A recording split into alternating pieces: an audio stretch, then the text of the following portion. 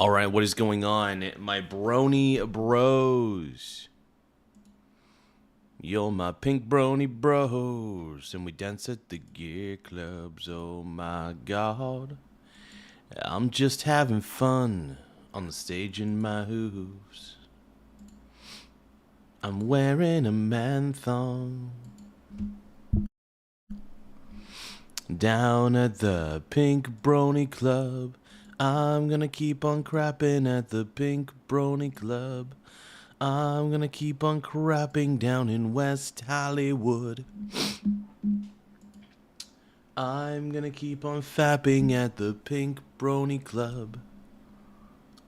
Pink. Hold on.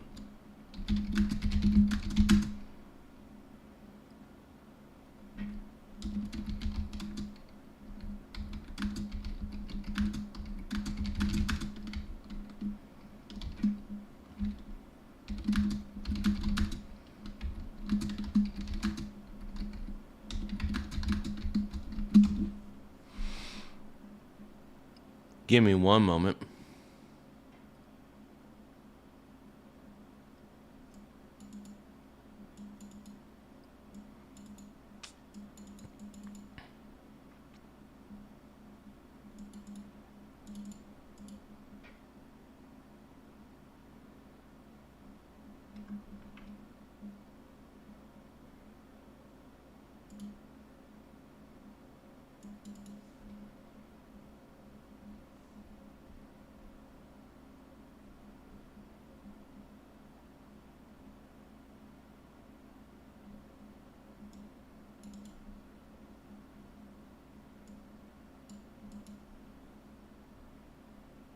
Oh, cool. There's an audio delay calculator. Nice.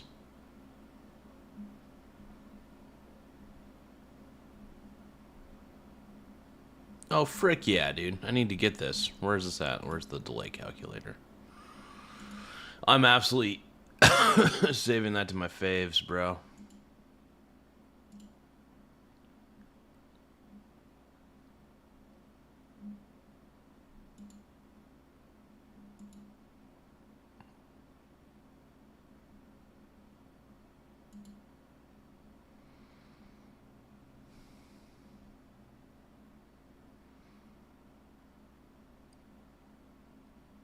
Oh, hell yeah. That's cool. I'll have to do that later. It's pretty pimp. Squares TV, huh? Hell yeah, bro. Fuck yeah. Yeah. Oh, yeah.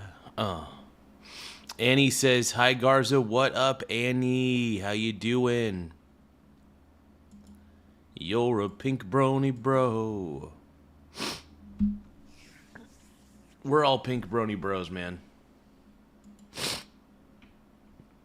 So the question is the peace has a peace deal been reached?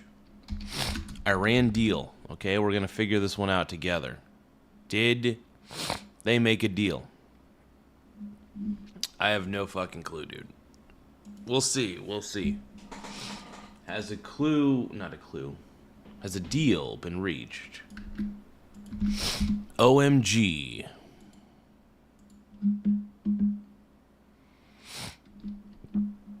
We shall see if a deal has been reached. I'm going to unpin the message and then please double tap the screen. Blah, blah, blah. You're a pink brony bro. And you dance at the gay clubs. Oh my god.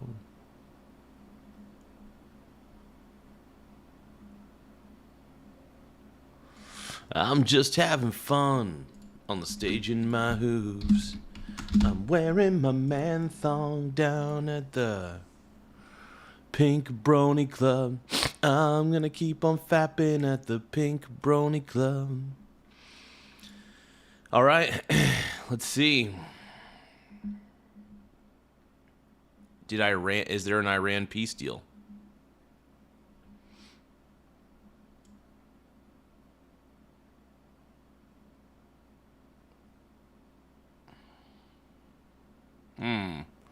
Well, I want to know what's happening. I'll just look up Trump.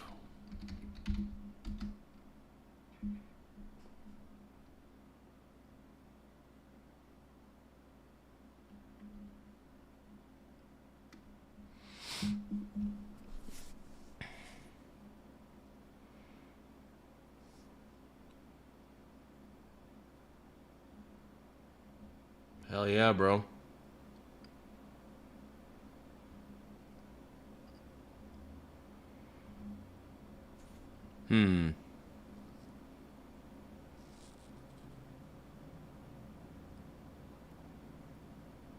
Oh, hell yeah, dude. DOJ opens up All right, and we do continue investigation to follow into some Trump. breaking news. Dude, E. Jean Carroll, this is so deserved, by the way. E. Jean Carroll, I think, dude, I think she lied, bro. Oh, hold on. Breaking news. Hold on. The deal may have been reached. There may be a deal. Man, Breaking news. We can now confirm that the U.S. and Iranian negotiators have reached an agreement on a 60-day memorandum of understanding to extend the ceasefire and launch larger negotiations on Iran's nuclear program. This isn't a real deal, dude. Come on, man. Come on, dude. Ugh. The deal should be the Iranian regime should surrender. This is significant. Sources are telling us that it is now awaiting Trump's final approval, and the signing of this agreement would be the most significant breakthrough since the war started. But a final agreement that addresses Trump's nuclear demands would still require further talks. So this is a memorandum of understanding. It's significant. And no more waiting.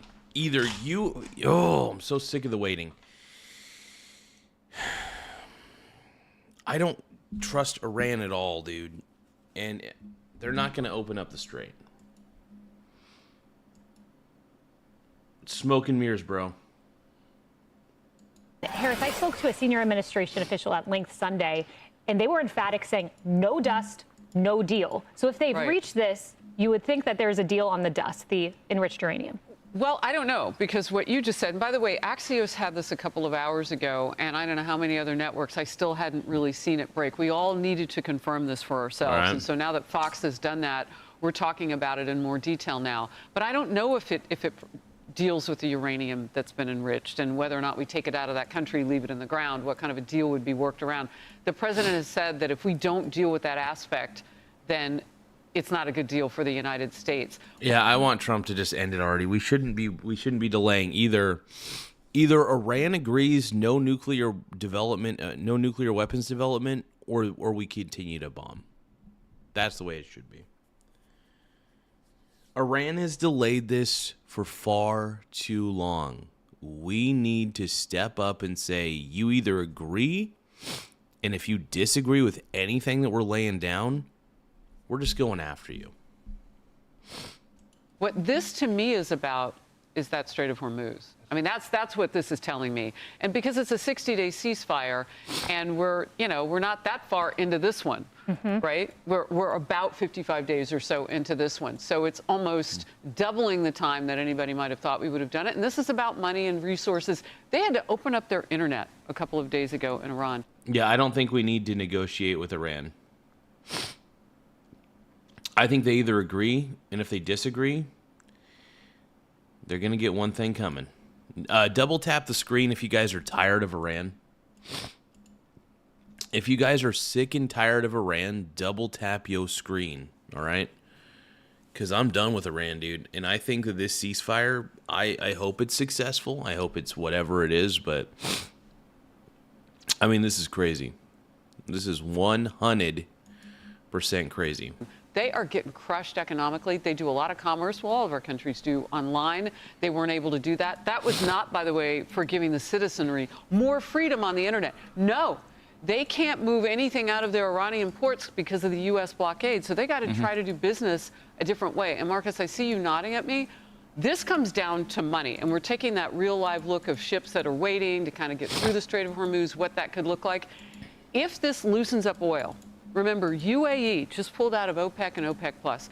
They could flood the market with some oil. We know that we are able to process the crude, the tough crude coming out of Venezuela. Our ports are ready to go along the Gulf Coast. This could be a huge impact in the oil industry, bring down prices pretty quickly and flood the market with oil. I think it's really interesting. Absolutely. I don't know, though. They just tried to hit one of our bases in Kuwait, and Kuwait had to like intercept that Iranian missile. I don't know if they can sit pat. We just know gotta the stop working. ceasefire's already been pretty shaky. We gotta stop Marcus, let me working read with you- it. We gotta stop working with Iran. It's just not worth it in the end. It really isn't. And I think you guys know that I'm right. We gotta stop trying to make deals with these people. They don't want a deal. They don't really want a deal. That's the problem with Iran. Iran doesn't actually want a deal. You a quote from this senior official. This is what they said. This was Sunday. We have a deal on the nuclear stockpile. We have a deal on the Strait of Hormuz, but we are negotiating language. There's not a deal until there is a deal. And they said it'd be 5, 6, or 7 days. This tracks with that, and it would be monumental. It tracks with it, but it's still not a deal yet. And I think that's important. And when you look at one thing that I always want to remind everybody, we went to Iran because we have a zero tolerance policy for nuclear weapons. Right. But we are at a point where the economic crisis is starting to brew a little bit. Inflation came out this morning at 3.2, 3.3. That's problematic. Energy seems to be stabilizing a little bit. Oil dropped a little bit this morning. But when you look at what that strait does to boats, to baskets, to balance sheets, to a lot of... We got Mark Salmons in the house. We got Annie, of course. We got Tiny Lion Gaming.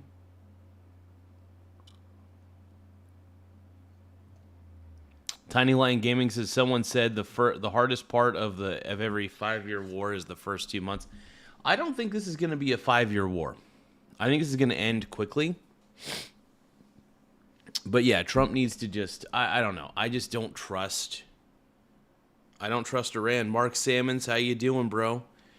Life is going well here in Oregon. It's going well.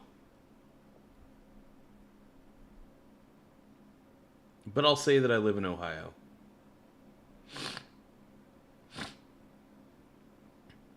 We will never be royals, royals. It don't run in our blood. That kind of luck's just ain't for us. We crave a different kind of buzz.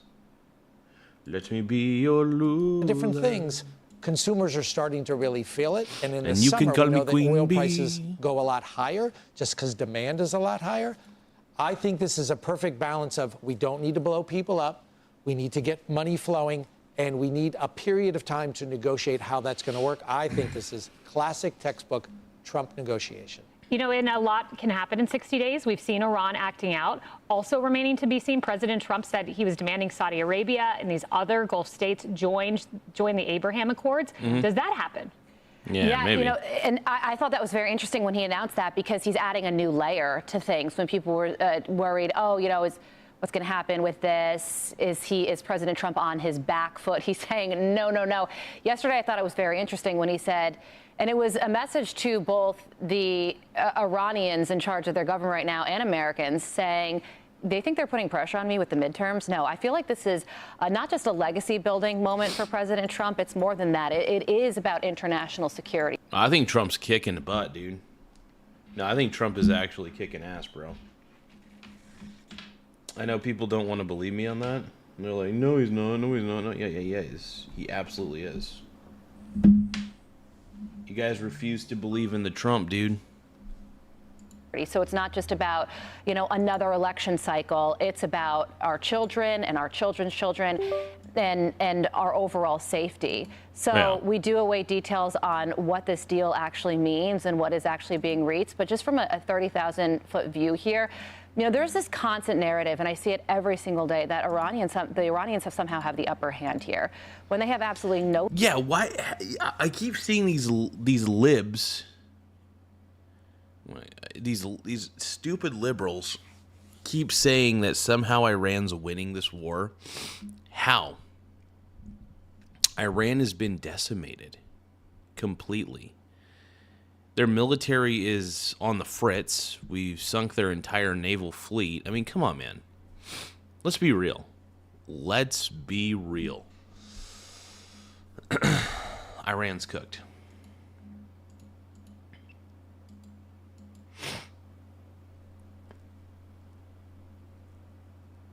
No, Iran's cooked, and I think you guys know it. Mark Salmon says guarantee XRP going. Why do you think XRP is going up, bro? I don't think it is, bro. My boy TJ sent me something here. Breaking news.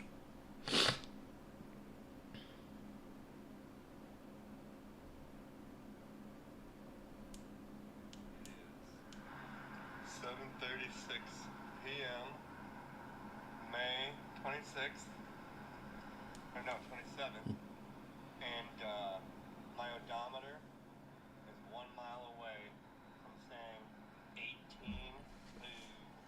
Hell yeah. If you flip it upside down or backwards, it's booby, kind of. I've been waiting for 1,000 miles for this moment. I just watching my odometer click by. TJ's killing it, dude. I love it. Experience it together. This is amazing. This is an amazing piece of history. TJ's killing me, man. TJ's killing me. That's so funny.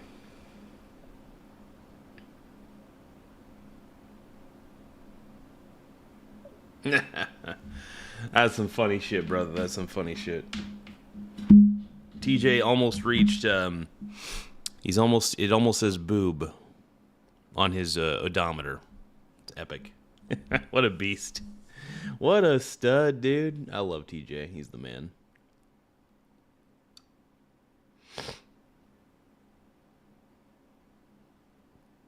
Tiny Lion Gaming says, fine, I'll buy $50 worth of XRP. I still think XRP sucks. I think all cryptocurrency is a Ponzi scheme. I mean, legitimately, I believe that all current cryptocurrency, I even think physical currency for the most part is a scheme because it's not backed by anything of value. So the longer you hold it, the worse it's going to be because you're always going to be victim to inflation. You're always going to be not only a victim to inflation, but just natural degradation of the currency itself. Currency's a liability, in my opinion. That's one of the reasons why I have more assets than I do currency, right? So, and when I say currency, I'm talking about cash, right? I see cash as a currency because that's what it is. It is a currency. It isn't backed by anything of real value. It's just a currency. So what do I do with currencies? I use currencies to buy stocks. I use currencies to buy all sorts of things. And here's the thing, Tiny Lion Gaming. Yes, you can day trade crypto. And it doesn't take a smart person to day trade crypto. It really doesn't. You just got to buy at a certain point and sell at a certain point. But yeah, cash is worthless and so is crypto. Crypto's worthless, cash is worthless. So I mean, the whole idea should be gather inflation-proof assets like silver, gold, and this is not financial advice by any means, but silver, gold, real estate, stocks. Those are examples of inflation-proof assets.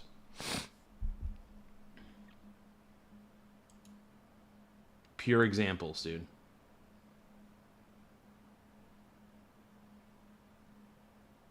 Mark Salmons is saying Ponzi schemes are good unless you're the... Oh, dude, come on, man. Come on. No, they're not. Ponzi schemes are good for no one. And one of the reasons why Bitcoin is becoming increasingly unpopular is because there have been so many bag holders over the years that are extremely resentful of Bitcoin. Granted, I've actually made a lot of money on Bitcoin.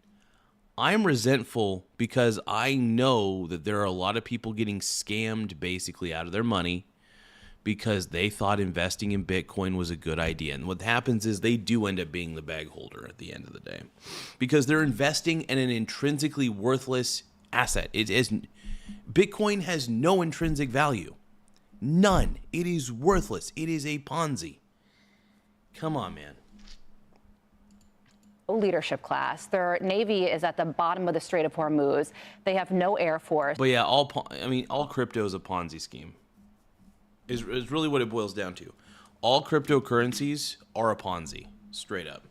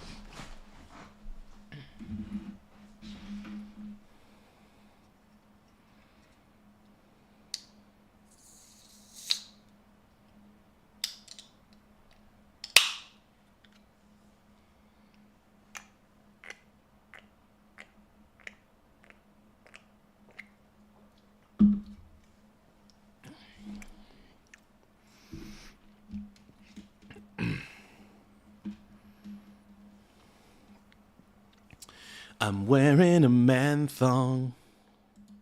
Minus some, small drones that they can use. And that's basically their attack force right now.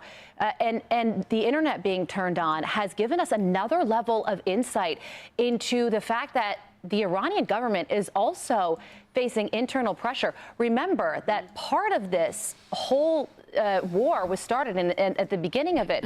I think Iran is screwed. I think Iran is completely screwed at this point. They've shot themselves in the foot too many times with us. It's not good, man. It's not good. I think a lot of people are aware of this, too. We were thinking that maybe the Iranian people could rise up and take things over themselves. I don't know if that's going to happen, but it's certainly not off the table. If you read some of the messages saying that they feel like prisoners, that they are deeply upset with their own government and speaking out about it in the face of public hangings that are happening right now is something to be seen. They have to be armed. Yeah, no doubt. And citizenry that's not armed. Rosanna, if you zoom out 30,000-foot view here, if in fact... Mark Salmon says, Garza, you don't win if you don't play. I'm thinking crypto. I do play. Mark Salmon says, have you ever heard of the BITI? The B-I-T-I? I'm just going to give you a second. Have you ever heard of the B-I-T-I? It's called the BITI. Does that sound familiar?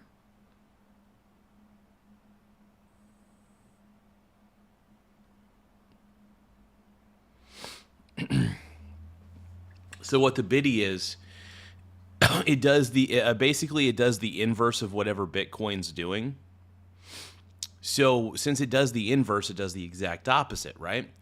So because Bitcoin lacks intrinsic value, it is possible that BITI, in a sense, has intrinsic value because it's betting against something that is a known Ponzi scheme.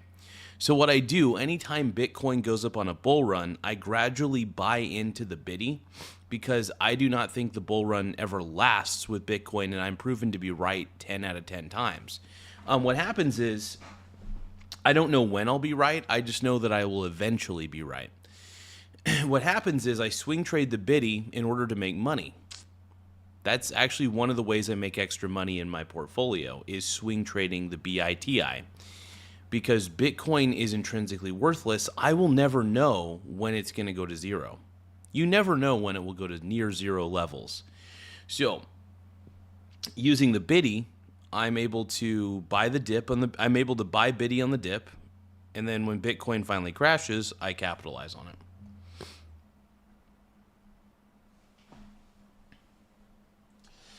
So Mark Salmons is saying, I'm more into the one Trump's son is involved in, buy, sell until clarity passes. Okay. I mean, maybe, sure. You guys, make sure you double tap the screen to like the stream. The more likes we get, the better. It does help the channel grow. So please double tap your screen to like the stream.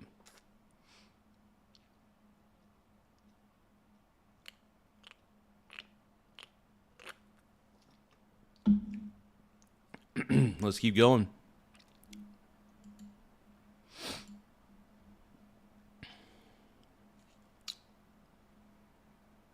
ABTC. I don't know. I still think Bitcoin's a huge Ponzi, brother. You do have countries like Saudi Arabia and others join the Abraham Accords. If you do have a deal on the nuclear uranium, this would shift the balance of power in the Middle East. It would be a legacy-defining moment for this presidency. I think that's what everybody is hoping for around the world. And let's face it, Americans, we want peace.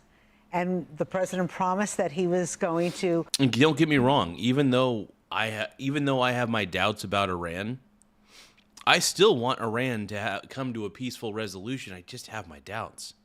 Iran has a bad track record, and hopefully maybe they're willing to break their track record and stop being a toxic-ho.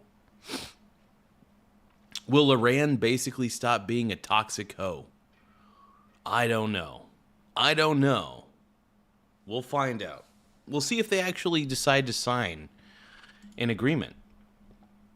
I just don't think they will. I don't think they have it in them, man. I really don't. Wrap this up quickly. So let's hope that everybody gets on board and we have something going forward. They want in the next... peace, but they want prosperity. And they want and safety. And the strait is an safety. economic warfare choke point. And I think the president is balancing out, how do I take care of my citizens and give them prosperity, and how do I provide world peace, and how do I balance those two? And this particular statement today makes it feel like he understands that balance. Be sure to like and subscribe for all the... Hopefully he does. Like I said, I want to see peace more than anybody. But I just doubt it's going to happen, man.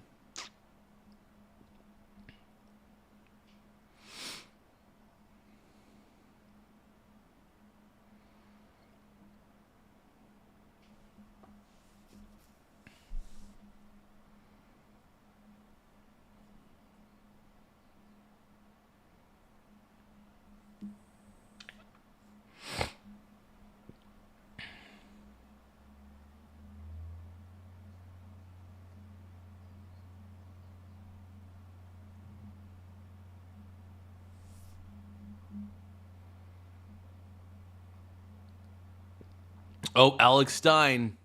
My name's Alex Stein. Prime time with Alex Stein, baby. One of the sexiest men in conservative politics. Obviously, you guys are familiar with this guy. This is the most famous pedophile in Palm Beach history. His name is Jeffrey Epstein. He was given a sweetheart deal for violating children in the same city. Now, Jeffrey Epstein was a very controversial figure. His partner in crime was a woman by the name of Ghislaine Maxwell. Her dad was Robert Maxwell, who was a successful businessman that allegedly had... Dude, our boy Alex Stein is revealing... Dude. He's throwing it out there, bro. He's revealing it all. He's throwing the cards on the table. Yeah. Yeah, Iran is about to get smoked, man. Had links to Mossad, which is Israeli intelligence. When he died, he was given a proper Israeli funeral, as if he was at the highest level of the IDF. And a lot of people, including myself, don't believe Jeffrey Epstein is dead. Everybody knows Jeffrey Epstein didn't kill himself. Listen, my wife, her boyfriend, we all know Jeffrey Epstein didn't kill himself. My wife and her. Small wiener gang. Oh my God, I love Alex Stein so much. He's so funny, man. He really is amazing, dude. Oh, we got a subscriber. We got William McRae, everybody. Thank you for subscribing. Oh. William McRae, everybody. Woo! I'm gonna put your name back up on the board here. Small wiener gang. Small wiener gang. Thank you, William McRae. Everybody give a shout out to William McRae. Hey, make sure you guys tap the subscribe button in the upper right-hand corner. It does help the channel grow in more ways than one. Oh my God. We're at 10,649 subs. Once again, we're at 10,649 subs. So make sure that you guys tap the subscribe button in the upper right-hand corner to help the growth of the channel. We're getting bigger and bigger and bigger every single day. It makes me feel gay. But yeah, double tap your screen to like the stream as well. Once again, if you guys love Trump as much as I do, double tap your screen to like the stream. Yeah, tell me what you're doing right now. I'm a soy boy, baby. In a jail cell. Even in the recent Epstein links, shout out to Thomas Massey, that the federal correctional facility said that they used a decoy when removing his body from the jail. Now, I know, Mary, you're probably not online very much. You might be, I don't know. I don't know your browsing history. But recently, there's been a person that has been making waves, and his name is Palm Beach Pete. Dude. And I believe that... Palm Beach Pete, dude. Palm Beach. Oh, my God. Alex Stein is putting 2 and 2 together, bro. Dude, honestly, I can't say I blame anybody for thinking that Palm Beach Pete is Jeffrey Epstein. I can't say I blame any of these people. Like, I totally get it. E.T. says, I hope someone super chats you bigly. Thank you, E.T. I appreciate it, Brony. Annie says, OMG. This is great, dude. Palm Beach Pete, everybody. Dude, this is insane. That Jeffrey Epstein is still alive, and he is hiding in plain sight. In this room, you see these children. Honestly, as the old saying goes, the best place to hide is in plain sight. Sometimes the best place to hide is in plain sight. They do look like they're brothers, dude. I bet if you were to do a DNA test with Jeffrey Epstein and Palm Beach Pete, I think you would find that they gotta be related, dude. They gotta. These two had to have come from the same family tree. You know what I mean? Mayor, do these children deserve to be victimized by one of the world's biggest serial pedophiles? I don't think so. So I want you to conduct a DNA test on Palm Beach Pete. Can you notice a difference, Mayor? They're identical. You put them together, you wouldn't know who you're looking at. So how do you hide something? You hide it in plain sight. I don't know if you're ever familiar with espionage, but that's what they do. A lot of people speculate that Jeffrey Epstein is on some new Epstein Island in Israel. I don't believe so. I believe that this is Jeffrey Epstein going by the name of Palm Beach Pete, and that he is still potentially brutally victimizing children. And I am not okay with it. And I don't think you should be okay with it either, because this is a fine city. And these children shouldn't be subjected to serial pedophiles coming up in here and trying to do stuff to them. I think we'd all agree on that. That's a bipartisan thing. So we need to investigate Palm Beach Pete with a DNA test, because I believe that Jeffrey Epstein is still alive. Now, can you guys spot the difference of these two pictures? Laugh out loud. No, you cannot. They are identical. So I have evidence that... This is so fucking good, dude. This is so good. And he says Palm Beach Pete for president. Absolutely. Mr. Nate Dogg, thank you so much for the... Thank you so much for the gold coin, Mr. Nate Dogg. Mark Salmon says, block my comments, you Tucker wannabe. What are you talking about, bro? Dude, I'm not blocking your comments, Mark Salmon. Hold on. Mark, let me see what you're saying here. Mark Salmons is saying, damn, Garza, you already made it. Stop lying so much then. Stein did great videos with Cassidy. Yeah, I love Cassidy Campbell, dude. He's so good. Nate Dogg says, poor Pete. Surely there's a defamation suit there. And he says this is great, dude. Primetime. By the way, everybody, I guest called in on Alex Stein's show during this show, during not this particular episode, but like a couple 3 weeks back or whatever. I called into Alex Stein's show, and I did let him know that I'm gay for the IPA. So I hope he starts using the phrase "gay for the IPA." But yeah, because he asked me if I was into the weeds. I told him I don't touch that shit, but I am gay for the IPA. And he's like, oh, you're gay for the IPA? Dude, Alex Stein is so funny, dude. I love you, primetime Alex Stein, baby. Let's go. That Jeffrey Epstein is walking amongst us right now. And I implore this council to investigate Palm Beach Pete, because Jeffrey Epstein is still alive. Thank you very much. Thank you. Dude. Alfred Lloyd Gaines. Dude. That was a... Oh my God, dude. Okay, so I want to show you guys the greatest grifter on the internet, okay? His name is Meet Kevin, and he was on Graham Stephan's show. Graham Stephan's fucking, what do you call that? So gay, dude. It's this stupid iced coffee hour. That's what it's called. Stocks just hit another record high. So here's the problem. Anytime the stock market goes up on an insane bull run, Meet Kevin comes out of his cave and says, look, I told you so. But Meet Spin Kevin is so shitty with money. I will say this. Meet Spin Kevin is really great at making money. He's not good at keeping it in his investments, because he buys stupid things like jets. And let's listen to Meet Spin Kevin for a bit. This is going to be the most frustrating rally ever. AI giants in video. No, it's not. Just keep some cash on the side. If you're gonna swing trade part of your portfolio, keep some cash on the side. It is not financial advice. Swing trade silver. Swing trade a little bit of gold if you want. You could do it through ETFs. It's not a big deal. And then swing trade some small cap ETFs. Buy the dip gradually. and then sell the incline gradually. You'll make profit. I do it all the time. I'm not saying it works and I'm not saying day trade. Say no to day trading, okay? There's two things I say no to: day trading and drugs. I say no to both of those. I do have a caffeine addiction, though. I do. I absolutely do. Let's watch. OpenAI and we're gonna watch Meat Spin Kevin, Graham Stevens, and his little buddy Jack. Jack is, by the way, Jack. Never ever listen to anything Jack says because Jack is a dummy. Oracle have built a circular network. Is it easier to build wealth right now for the average person in 2026? Unfortunately, AI doesn't make people wealthy unless they're like at the top tier of being able to use AI. But the people who will make most of the profits will be the shareholders, which is scary. Yeah. When folks are saying this is a red flag. Oh, and the great thing is, by the way, I am a shareholder in multiple tech stocks, and my portfolio is looking handsome. I am doing, portfolio-wise, I am doing just fine.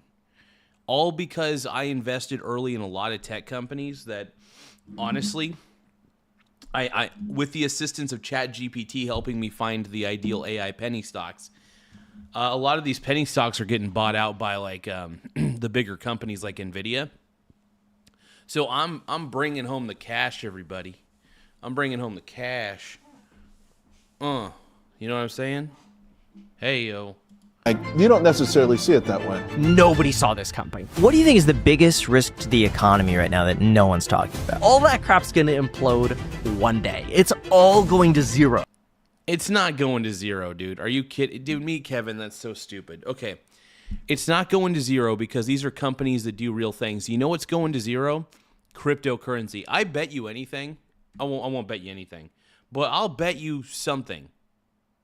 Maybe a pube. I don't know. I will bet something, and I'm not much of a betting man, that Meat Spin Kevin's going to say that cryptocurrency is the future at some point in this, because of course he will. Because he's what we like to call a Ponzi artist, allegedly. One day. I'm going to be saying allegedly a lot in this video just because it covers my ass a little bit, so. They're going to overbuild and it's all going to crash. So if there's any motivation to leave from all of this, I would say every single year from now, over the next 10 years, it's just going to get harder and harder and harder. So I don't know where it all comes out. I don't know when it's all going to collapse, but it's going to be It's not going to get harder and harder. Dude, Meat Spin, dude, you're just one of those, you're just a doomer, dude. Meat Spin's a doomer. He spends all of his time on TikTok. He's like, it's all going to zero. It's not going to zero. By the way, these companies have real intrinsic value. They produce they have a product or a service, or they have multiple products and multiple services, typically, because they're a whole conglomerate. Okay. But Meat Spin Kevin can't think 15 minutes ahead of him. Can't think beyond 15 minutes ahead of himself to see even a bigger picture or anything. Ugly, and a lot of people are going to get really hurt, and leveraged ETFs are going to go to zero.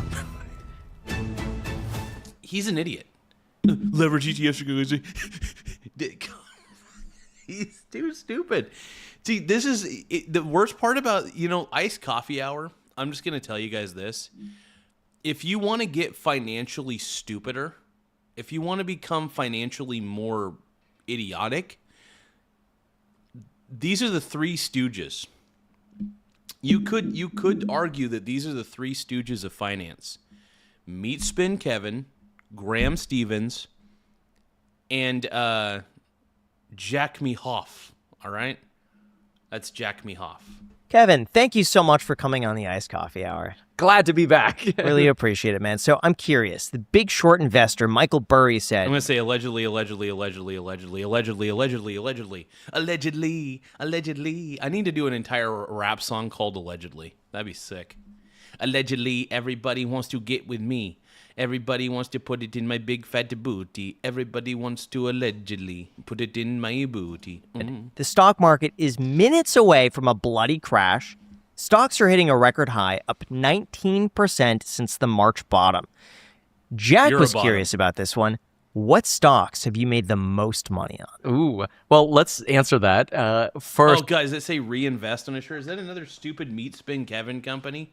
God, he's such a scammer. Michael Burr is probably right. I actually think that this market is going to see a whole lot more crazy ups and downs because what's gotten really popular lately has been super concentration and leveraged ETFs.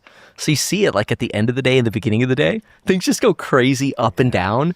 And I think we're going to see that craziness even like these are going to be the most volatile years. Just stay away from leveraged ETFs, you dummy. Dude, everybody's like, oh, you couldn't leverage ETFs. I mean, honestly, actually, leverage ETFs can be a huge advantage if you're willing to buy gradually. The problem is everybody goes all in on these one specific ETFs because Meat Spin Kevin tells them to. You got to trickle buy. It's called trickle buy. You buy a little here, you buy a little here. And when I say trickle, it's like think about the water trickling from the faucet. You don't want to use a whole bunch of water at the moment. You just want to have little drops coming from the, I hope you guys see where I'm coming from. Anyway, I trickle buy on the dip on anything that has intrinsic value and anything that's diversified. Meat Spin Kevin doesn't understand the concept of intrinsic value. That's what I can't stand about this guy. Is he doesn't? I don't think he understands intrinsic value. I just don't. I really don't. I think he's just a degenerate gambler that doesn't understand what real investing is. He is a degenerate gambler that doesn't understand markets. He just doesn't understand markets, and he won't admit it.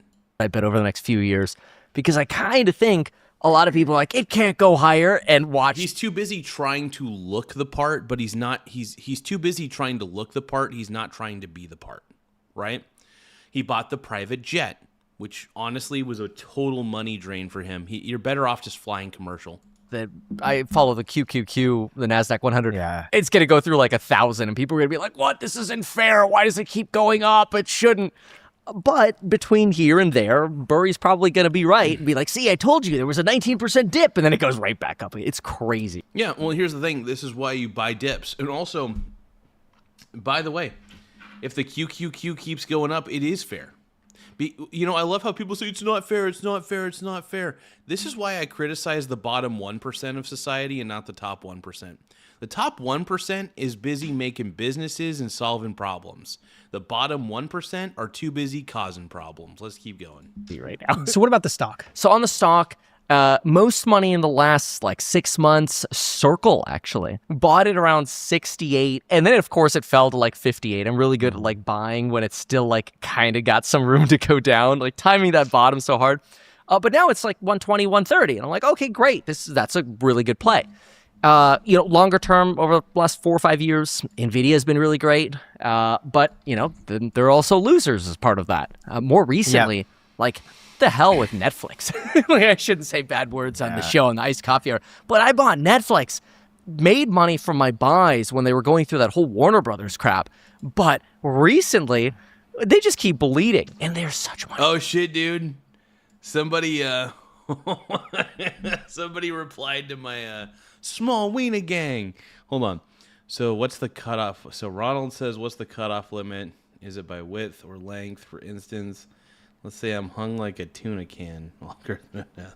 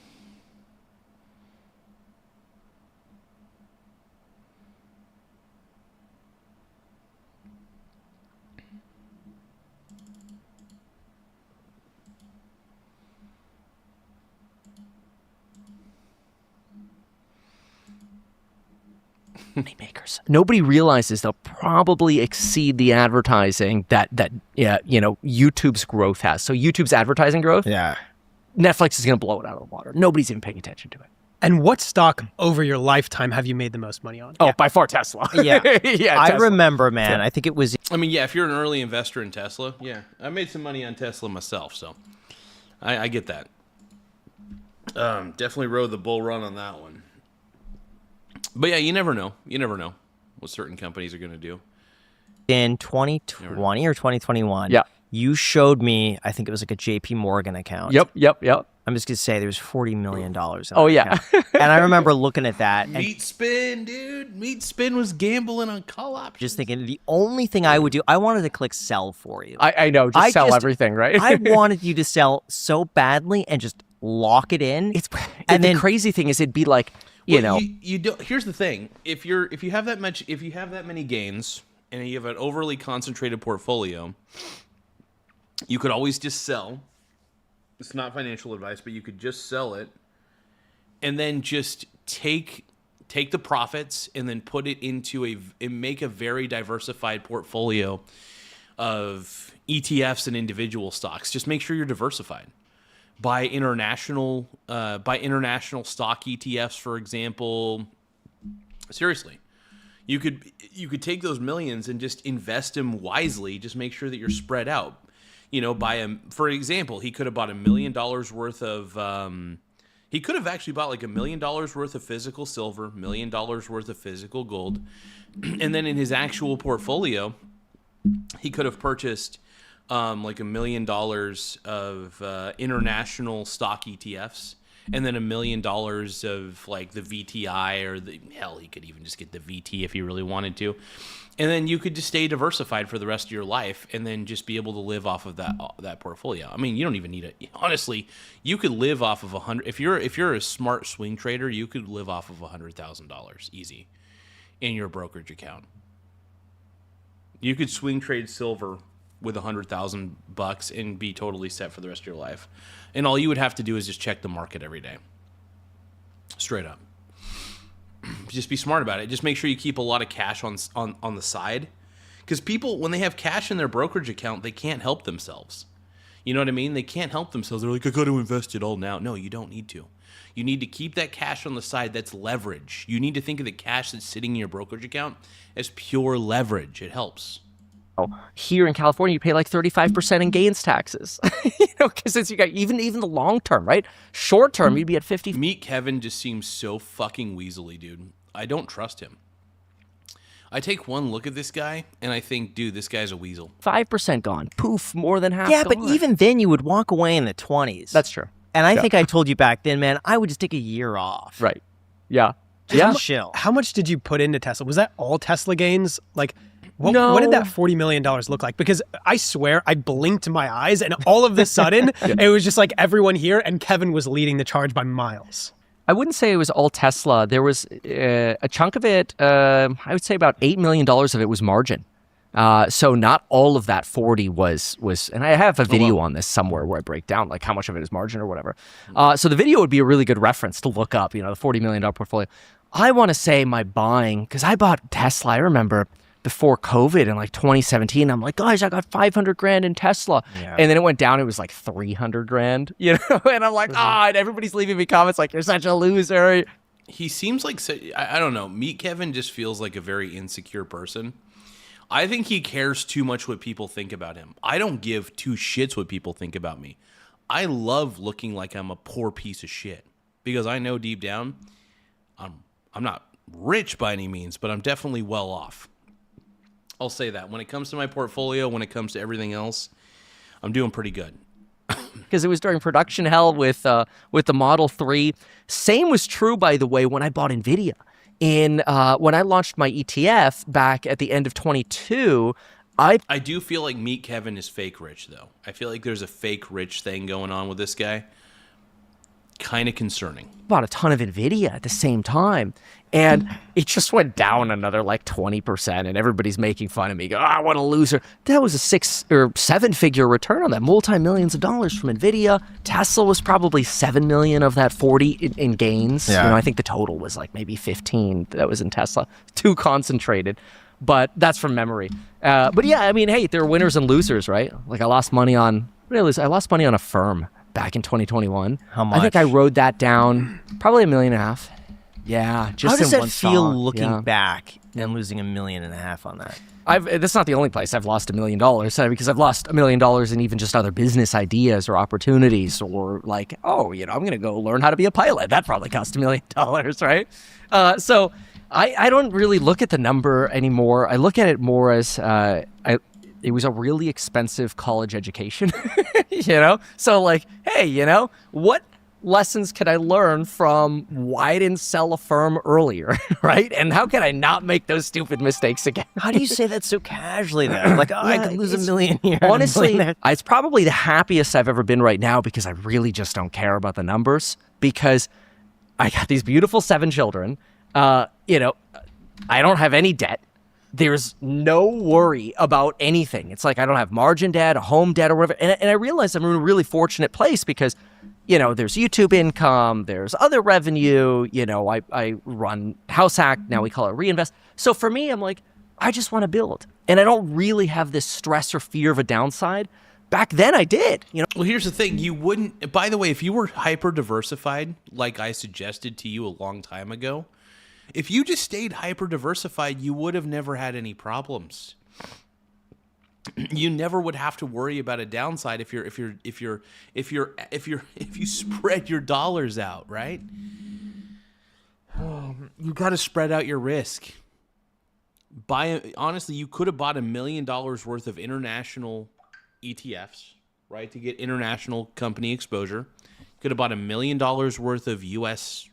stock ETFs. You also could have got exposure to commodities. You could have bought a silver and gold ETF with $1 million. You could have split it, $500,000 for silver, $500,000 for gold, whatever your preference is. You could have also, you could have spread out your risk. It's very easy. All you have to do is expose yourself to all these different assets within each asset class. You could do that through ETFs, dude.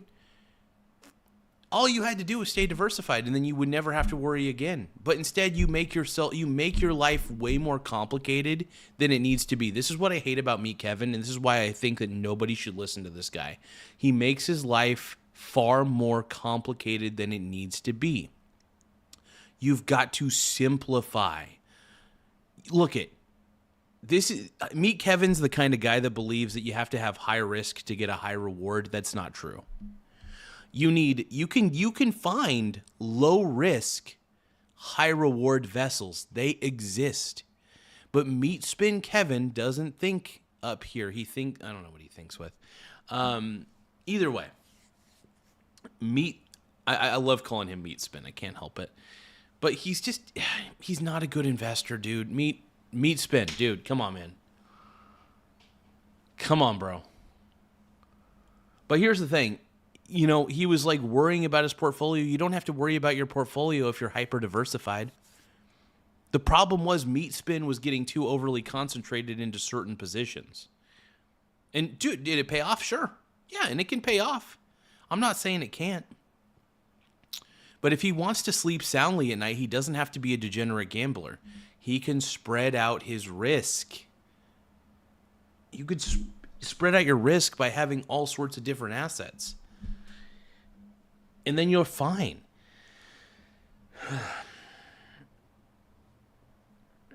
And it sucks because guys like Meet Kevin ruin an entire generation because there are people susceptible enough to what this guy is saying, right? I had $8 million in margin debt. I had 20 properties with mortgages on them, right? So it's weird, but like I'm way less stressed today than I was then. Didn't you used to make fun of Dave Ramsey though for the debt aspect? Yes. And now you're like, well, you I said have no billionaire debt. broke. Like confidently. Like, that is still true. I still believe in the billionaire or broke thesis. So I still have that as an ambition. Like I still want to do that. And I think I can with, the real estate company, with House Hack, Reinvest. But yeah, it's maybe like what do you call it? Like a mea culpa when you're like, damn, the guy I always used to make fun of, Dave Ramsey. I'm kind of like, maybe he kind of had a point. Dude, you used to make fun of Grant Cardone, and dude, you went after Grant Cardone hard, and then you basically became Grant Cardone. Nobody's calling out Meet Kevin on this, but Meet Kevin is Grant Cardone basically. Seriously, think about it. Meet Kevin became the guy he hated. It's funny. Meet Kevin is becoming the guys he hates the most. And by the way, I don't hate Meet Kevin. It sounds like I do. I just think that he's bad. I think he's a bad teacher. I think he's a snake oil salesman. I think he's a bit of a Ponzi artist. That's my opinion. And guys like Meet Kevin, man, I would not buy even a used car from this guy. Not in the slightest. And I don't think anybody should buy anything from this guy, to be honest. I think he's a hardcore. I really do think he's scamming a bit, though. I do. I don't trust the guy.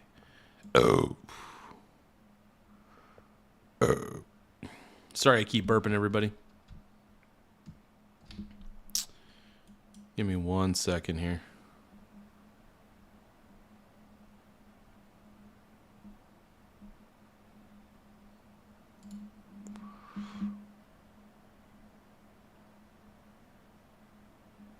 Mr. TJ, what up? Mr. TJ says that he went with a safe investment, XRP, the silver of the... Oh. I love you, TJ. I love you. Oh, God. I think TJ knows that I cringe every time I hear XRP is any sort of... the only reason I want XRP to go up is not for me, but mainly for TJ. Like, I just want to see TJ win. So if TJ's an XRP, even though I hate all crypto equally, I will forego my hatred of crypto. I will make an exception for XRP only because I want TJ to win, and that's the only reason. That's the only reason. I just want TJ to win. That's all I care about there. Other than that, I still think XRP and all cryptocurrencies is a scam, but I do hope my boy TJ wins, though. That's all I really care about. I just want to see TJ win. Like, so respect. So you feel better. Oh yeah, paying off all the debt. Great. Do you recommend the average person? Well, here's the thing. I would say the only time, in my opinion, I think one should have debt in an ideal circumstance. I'm going to say in an ideal situation is if they have enough in their checking account and it's low interest to no interest debt, right? What the fuck did my bro just send me, dude?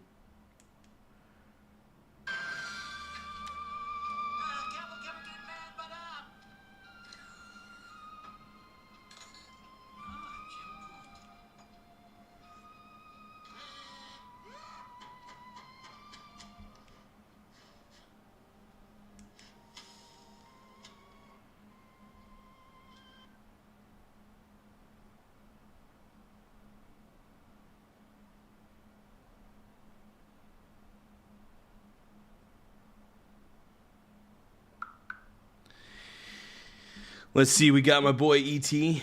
E.T.'s in the house. Just invest in the Garza coin. Oh, God, yeah. So I don't know if you guys remember this, but at one point, I went to that stupid fucking website. It was called pump.fun. It basically allows you to make your own stupid cryptocurrency or whatever. And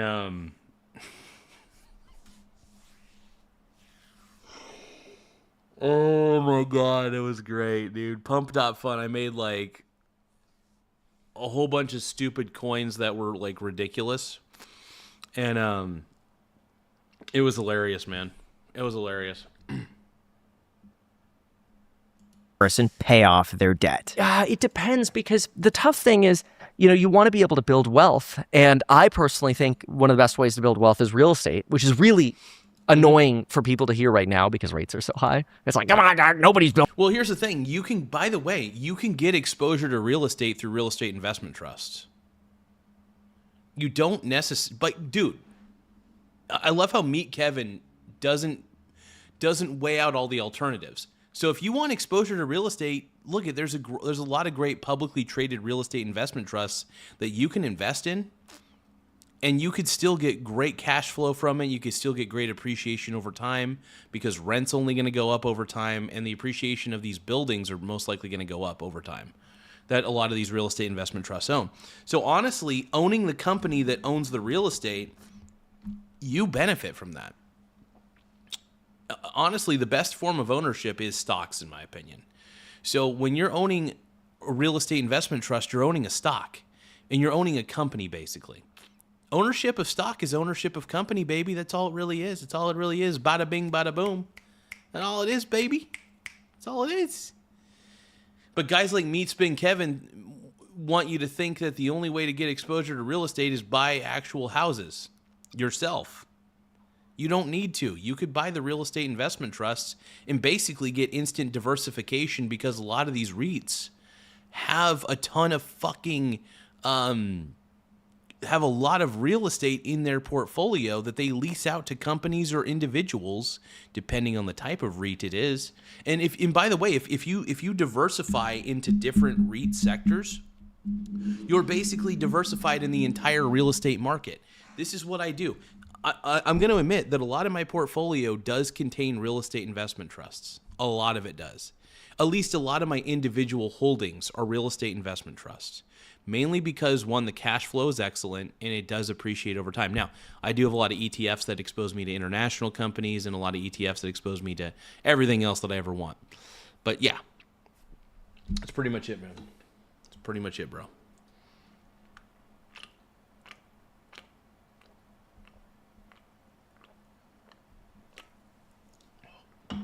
Woo! Give me one moment.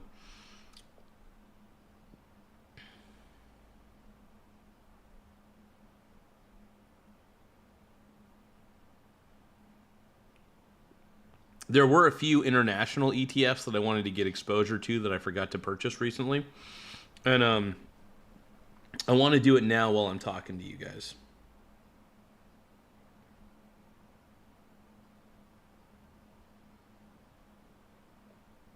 Give me 1 second, everybody.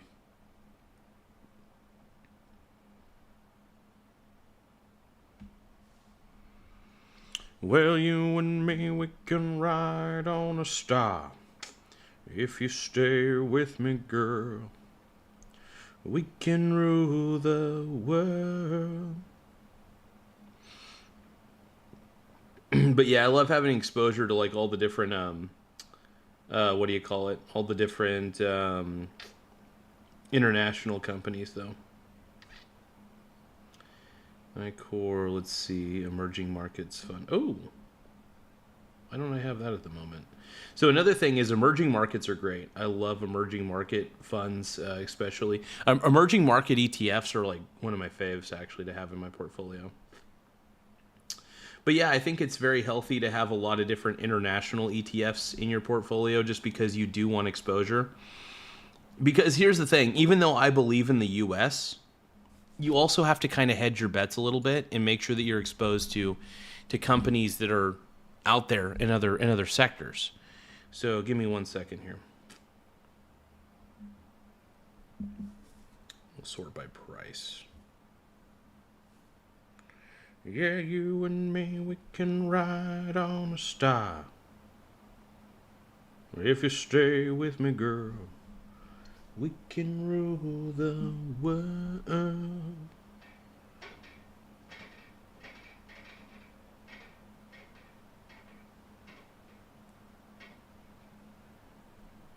Give me 1 second, everybody.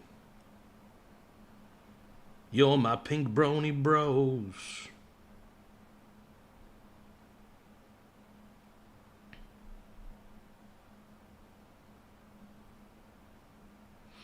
Yeah, I'm looking at the different ETFs actually, because there's a lot of different international ETFs that I actually wanted to get exposure to. So hold on.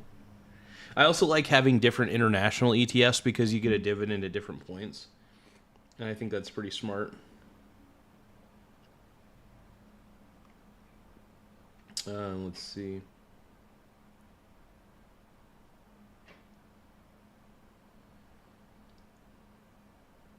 What if I was to go with... I do love the VXUS, though. VXUS is actually a really good one, in my opinion. It's basically every single... It's basically a whole bunch of international companies. And, sorry, I can't think at the moment. So, yeah, it's essentially a bunch of... The VXUS is essentially every single international company that you could think of. Maybe not all of them, but as many as it can muster into one single fund, excluding the U.S., of course. It excludes the U.S. in the equation. But yeah, no, here's the thing. Getting exposure to international companies, I think, is a must in anybody's portfolio. So having things like the Vanguard Total International Stock ETF is really smart. Yeah, and it can go up and down at any time. It absolutely can. I was thinking I might just bunch up on the VXUS and just call it good. Even though I am a chud and I do want to have... I like having dividend payments at different times, though. So that's kind of my... It's kind of my shtick.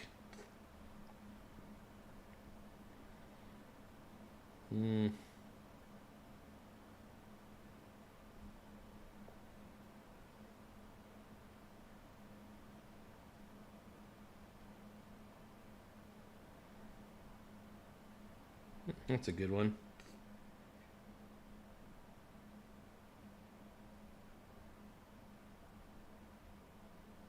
Yeah, I just feel like I got to make sure that I have a little more... I just need to be a little more spread out.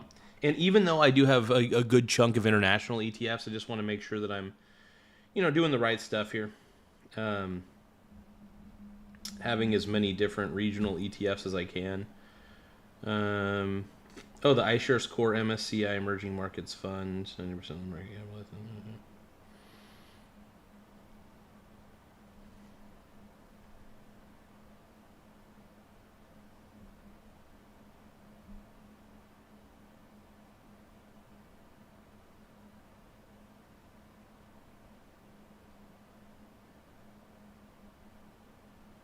Okay, that's one that I got. And then IEMG, so iShares Core MSCI Emerging Markets. Let's add that.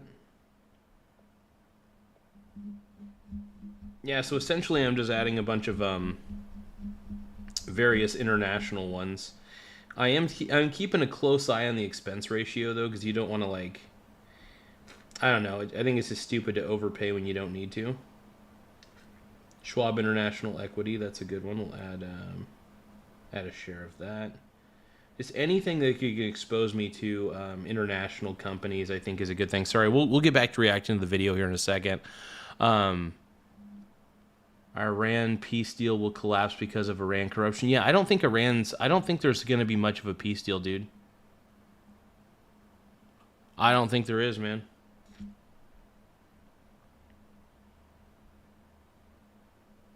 I'm just not feeling it, bro.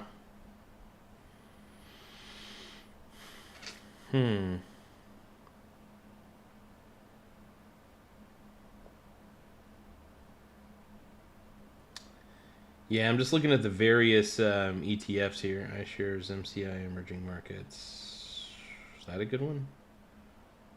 That's a pretty high expense ratio. See, the problem with a lot of these is they just have very high expense ratios, and I don't like that, but some of them are okay. Tracks market cap, weighted development markets. Okay, hold on. I think we're almost there.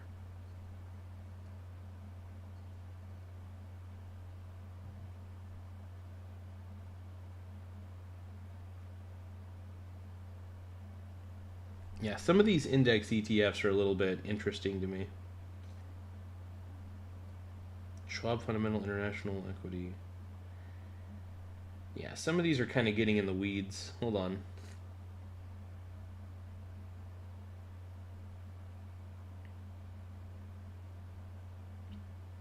Vanguard International High Dividend Yield. Oh, cool.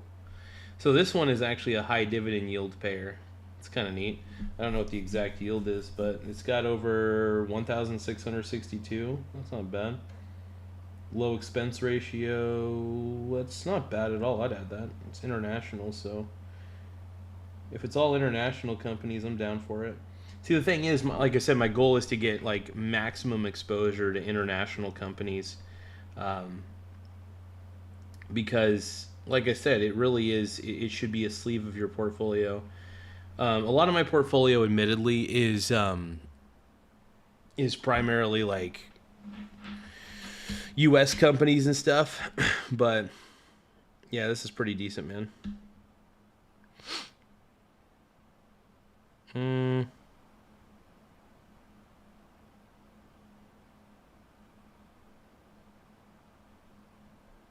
Dimensional. Yeah, some of these aren't too bad. I'm looking at a couple of these and I'm thinking to myself, sexy. DFAI, let's see. It's got a lot of holdings.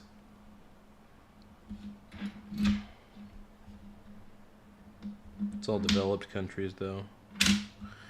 Yeah.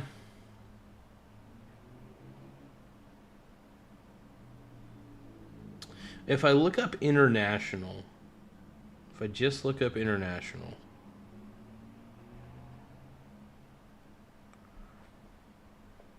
I want to see what ETFs come up. Hold on, stocks and ETFs. International paper, international group, restaurant brands, international. I don't have Philip Morris in there. Oh, it's Philip Morris is a lot per share. Hold on.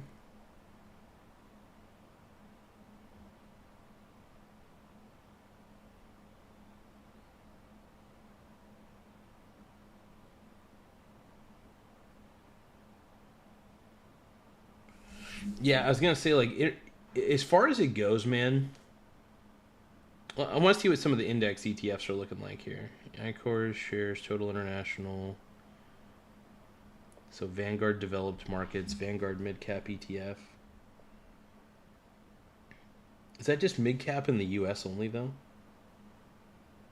Oh, it's only in the U.S., yeah. See, like I said, I like getting exposure to international companies through ETFs because it's the easiest way to do it. Because getting exposure to international companies through ETFs can be like one of the nicest things that one could do for themselves, in my opinion. Not financial advice by any means, but give me a few seconds, though. We'll watch the rest of Meet Spin Kevin here in just a second. We will. But first, like I said, I'm just trying to look through a couple of pieces of my portfolio here.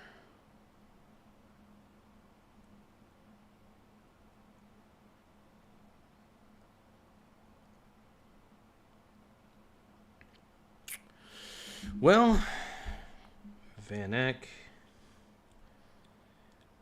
Yeah, like going through regional ETFs, I think is a good thing.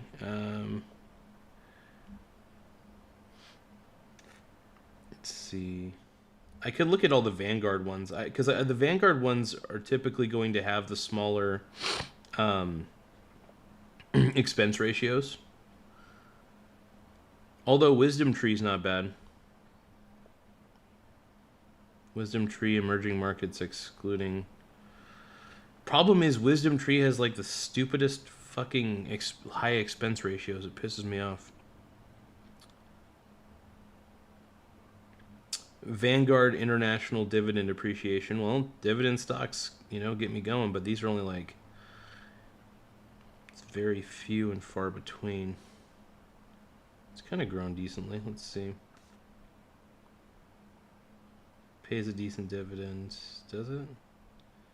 It's not spread out enough, though. I need broad international, man. That's kind of what I'm looking for, is like broad international.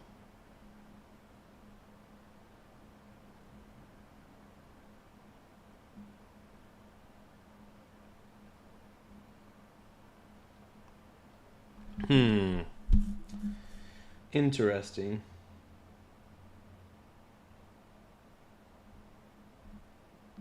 So that's Vanguard developed markets. It's kind of a large blend. It doesn't tell you what the holdings are, though. Yeah, it doesn't really tell you the... Yeah, I don't like that. That's not good. Yeah.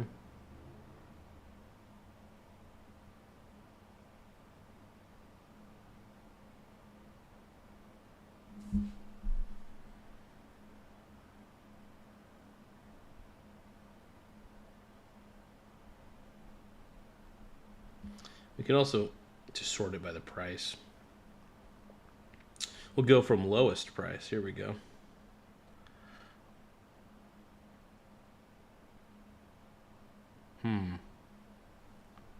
Well, they got some, they do actually have some interesting, God, I love international ETFs so much, dude. See, this is why I love spreading out my risk, man. I'm all about it.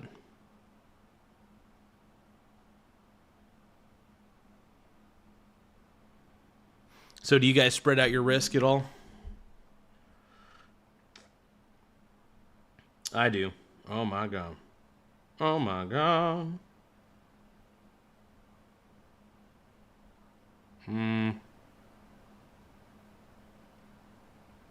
Yeah, I do prefer emerging markets, though. Emerging markets are fabulous, man. We'll sort by price. We'll go with the highest price here.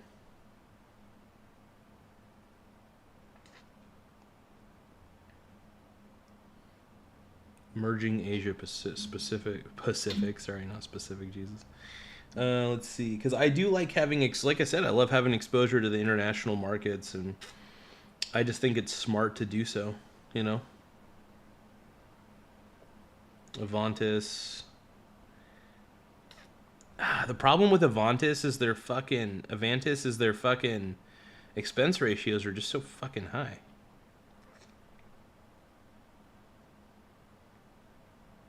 It's an emerging markets fund. Let's take a look at this one.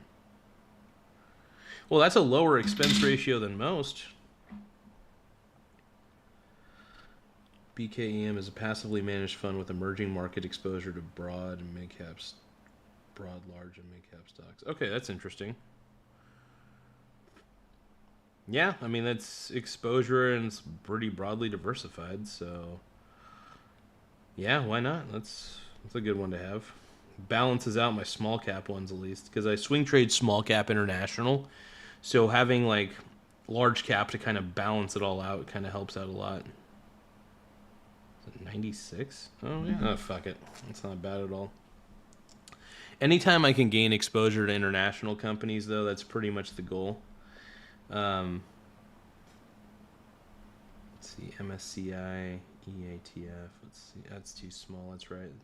That's not. See, I want broadly diversified ETFs, dude. I need it to be broadly diversified. If it ain't broadly diversified, man, I don't want it.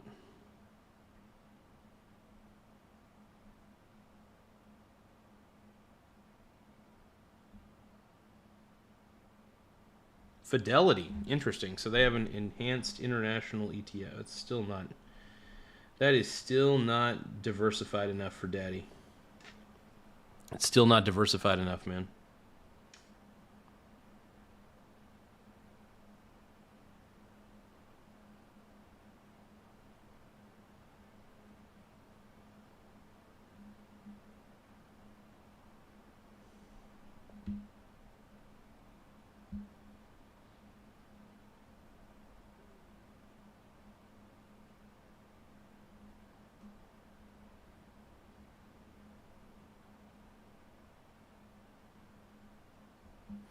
Interesting. So the iShares MSCI, that's a good one. There's probably a lot. Oh, there's a lot of small cap on there.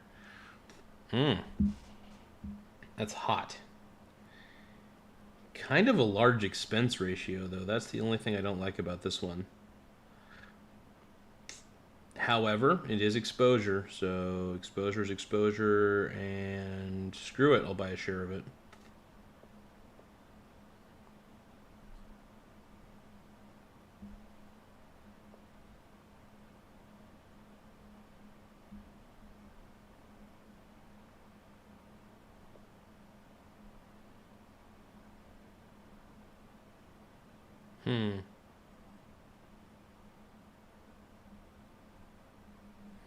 All international markets, huh? So JP Morgan International Growth.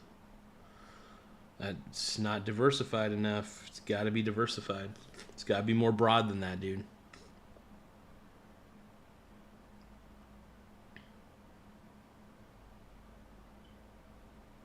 Global environment or social. Oh, okay.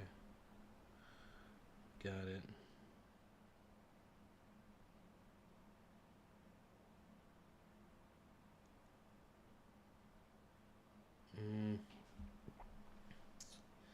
Well, at least I got more exposure to certain certain things. Let's see.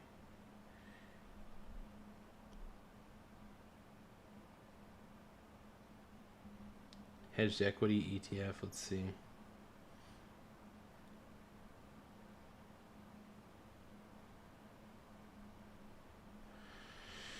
Well,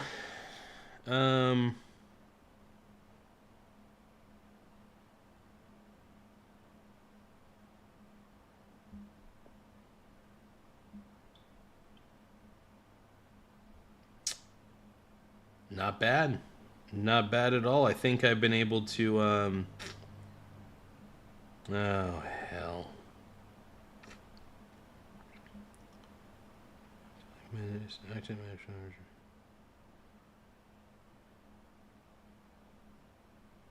Well, let's take a look here.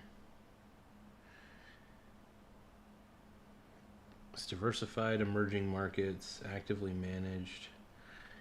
Not a fan of actively managed, though. That's the only... I mean, if it produces results, then great. But at the same time, it's like, I don't know.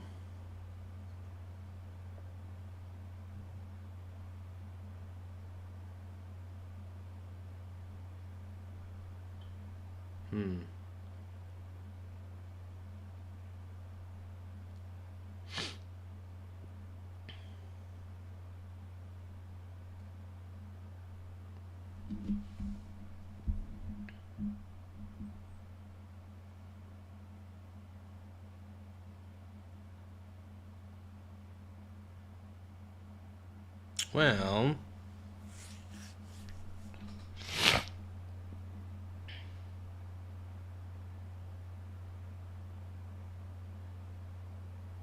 Now that one excludes China. That's good.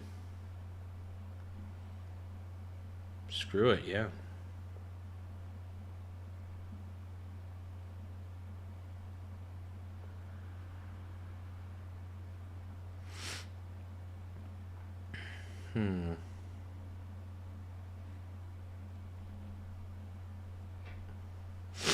There we go. So I was able to increase my international exposure to some degree. Which I always like to do. Anytime I can, I will definitely increase my international stock exposure. Just overall, I think it's a smart thing to do.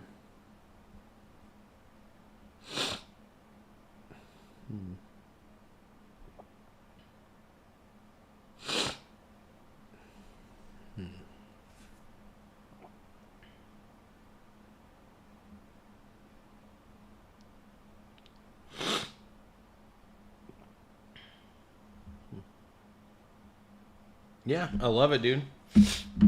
Got that international stock exposure, bro. Got to get it. Got to get that. Building wealth with 6% interest rates. That's fair.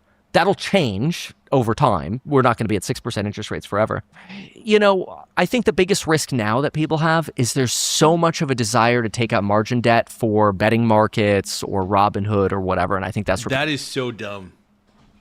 If you're taking out margin debts for prediction markets, you're an idiot. People are going to get destroyed. And I do think that debt, you know, there's the AI side of debt. We could talk about that later. But I think a lot of people are drowning in debt right now. I think a lot of people have a lot of credit card debt, multiple credit card debts, student loans. I mean, you know, in some areas on the margin, you're seeing card delinquency skyrocket, credit card delinquency skyrocket, a lot of lower income. And it's really hard. But it goes to show that that debt is something that does kill you and kind of prevents you from building a net worth. So what's causing the stock market? I will say if you do have a credit card that has 0% interest, for like 15 or 16 months on the introductory, that's kind of nice. That's like a really nice relief because you can, as long as you're not like going below, just don't go above your means, you know, like live on top ramen if you have to, for God's sakes. Rally. Okay, so once we had the ceasefire, what was really interesting was during the Iran war, geopolitics are almost always a buy the dip, by the way. And it's always painful to say because look, I care about expense ratios. I will say though, when you're getting exposed to international companies, you're right. You shouldn't really care that much about expense ratios. You should just care about the exposure that you're getting. And I totally get that. I like see from that frame. I get it. There was one more that I wanted to look at real quick.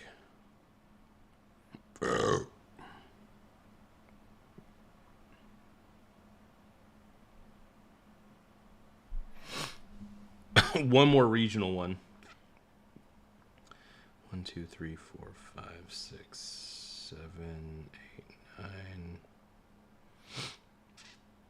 10, 11, 12. Yeah, so I got a good chunk of different ETFs that are international based, which is good.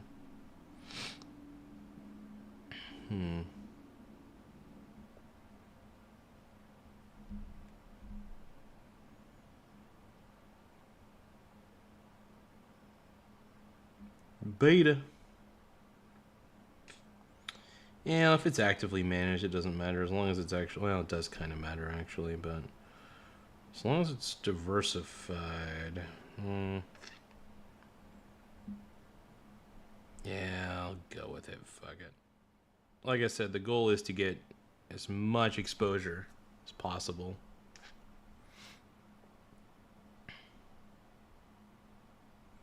Yeah, I mean, international exposure is a big deal to me. I love having exposure to international companies. I think it's just smart. I think if you don't have exposure to international companies, you're actually missing out on something. Because everybody sees every war as like, this is going to be the recession. This is it. The nukes are going. Which it is possible that Iran is secretly building a nuclear weapon in Pickaxe Mountain, but really... What percent? I would give it about an 8% chance that they one day just like, in 1 in like 12 reactors... Yeah, dude, stop with these stupid predictions, man. Emerging market. Hold on. Prediction markets are so full of shit, dude. They just wake up one morning and go, "Sup, bitches, we got a nuke." And it's like, open up the strain, otherwise we're lobbing it. We're just going to lob it. Go ahead, shoot it out of the sky. Guess what's going to happen? A lot of people are going to die. All that radioactive material is just going to go blow over Europe. Yeah, so like you give 1 in 12 realities. You give that an 8%. I don't know. I mean, they could be building a nuclear weapon in the mountains. It's very possible. Don't get me wrong. But I don't know, dude. I don't know. Yeah. That's the equivalent of, by the way, someone at a craps table basically rolling like a 10, which can happen multiple times in a row. Yes. Yeah. Well, I mean, look into Pickaxe Mountain is what I would tell your viewer, because it's the one that we didn't strike when we did Operation Midnight Hammer with the B-2 bombers, and it's the one that we have not struck during this last operation. Why? Meanwhile, they're still building it. It's weird. It's too... I think they should strike then strike that area down. They should be. Deep. I think it's way too deep. Like, they built it probably twice as deep as the last ones, and our bombs can't reach it. And you think America... Well, that's fine. Keep bombing it. Keep bombing that area until you're good. Knows about this. Oh, yeah. I think they know that's also where the highly enriched uranium went. Because we saw in satellite imagery... trucks, it's not a lot, but the 460 kilograms of highly enriched uranium that Iran has, we saw trucks back up to the various different facilities that were enriching. And, you know, if you read between the lines, they moved it. And they probably moved it to their deepest facilities. How do you know about this? It's everywhere. You can Google. Yeah. I mean, you have to kind of look for it because it's not the sexiest, like, front page news. So what I do is, this sounds really weird, but I still read the newspaper, like the physical newspaper. And it's usually on like... There's nothing wrong with that. Actually, there's nothing wrong with reading a physical newspaper. It gives your eyes a break from reading on a screen. So honestly, I still read physical books, for example. There's not much I could do to change anything. Maybe there is. I don't know. Maybe that's a bad attitude for me to have. I should believe I could change everything.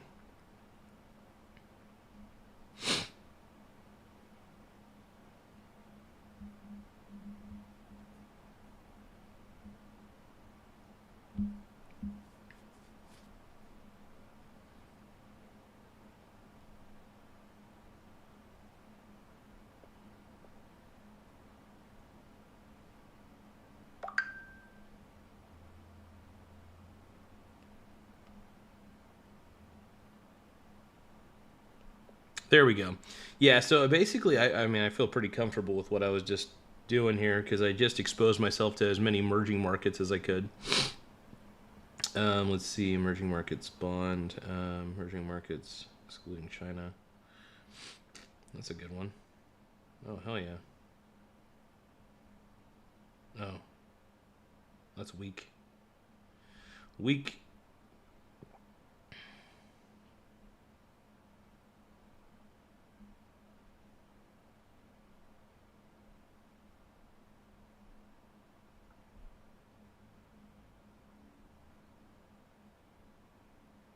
There we go. That's spread out diversification, man. Stay diversified, you'll never cry. Yeah, that's the thing, man. I stay as diversified as I possibly can. I just think that's a smart way to do it. Like B7, in the back of the newspaper, and it's like Pickaxe Mountain exposed, and it'll be in the New York Times. It's interesting. Tim Dillon had a whole rant about this, and he just said it's not good news. Just details like this. It just it doesn't make for good news. They want the clickbaity headlines of this and this. But like Pickaxe, of course. Oh, of course. Oh, yeah, and that's the struggle, especially now with it's one of the reasons I turned my phone on grayscale is I can't go on X without getting distracted by oh damn, look at that police shootout. It's dude, I can't work anymore with what I see on X. Or I open up Instagram and it's boobs, or I open up TikTok and it's aviation, or worse, it's female fighter pilots. That's weird. When I open up my Instagram, I have nothing but dongs. Danguses come up on my screen. What's up with that? Why is Meet Kevin's algorithm boobs and mine's dongs? Can somebody please explain that to me? It's based on your viewing preferences, right? Nope. Because I definitely don't get boobs. I get.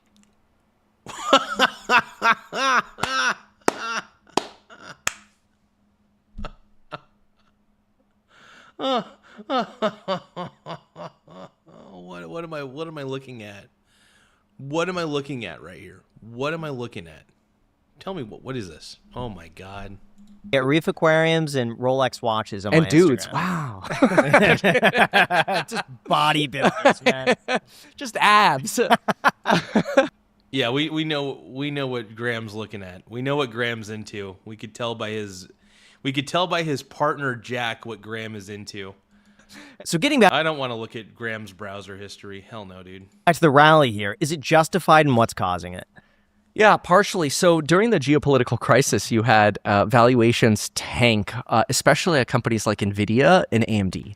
So I like to look at companies on what I call a forward growth basis. So without getting too granular, basically, what's its valuation? How much money is it earning?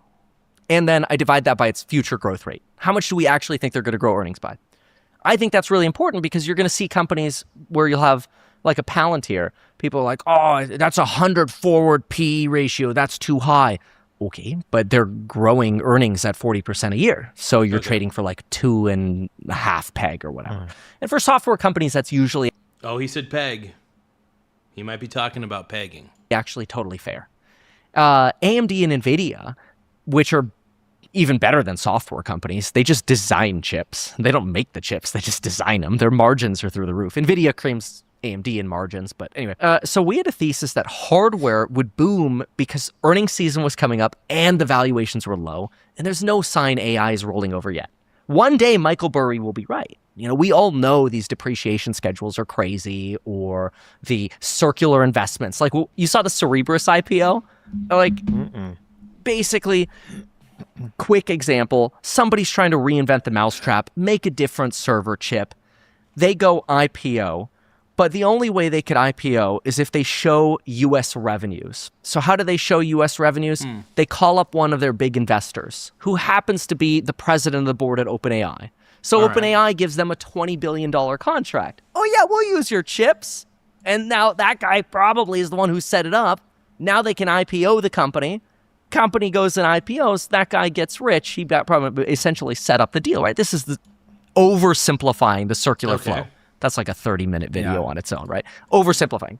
But the point of it is, there's no sign that that's stopping yet. So low. I don't think there is. I think there's a lot of stupid IPOs that come out. There's probably a lot of companies with no real cash flows, or that will never have cash flows, that have like these great giant IPOs. Blows my mind. Valuations combined with a lot of people sold a lot of stock during the Iran crisis. I mean, Ross Gerber came on, and I love Ross, but when he's like, oh yeah, Kevin, we're telling everybody, raise cash right now. I'm like, oh, dude, if everybody's raising cash right now, everybody's just going to plow into the market when it's green again. And so that's why we've seen this crazy rocket up. So it sounds like you have to be a contrarian investor to a certain degree, which makes me think too, if everyone is saying sell. The market's overvalued. I see some of the highest PE ratios in history.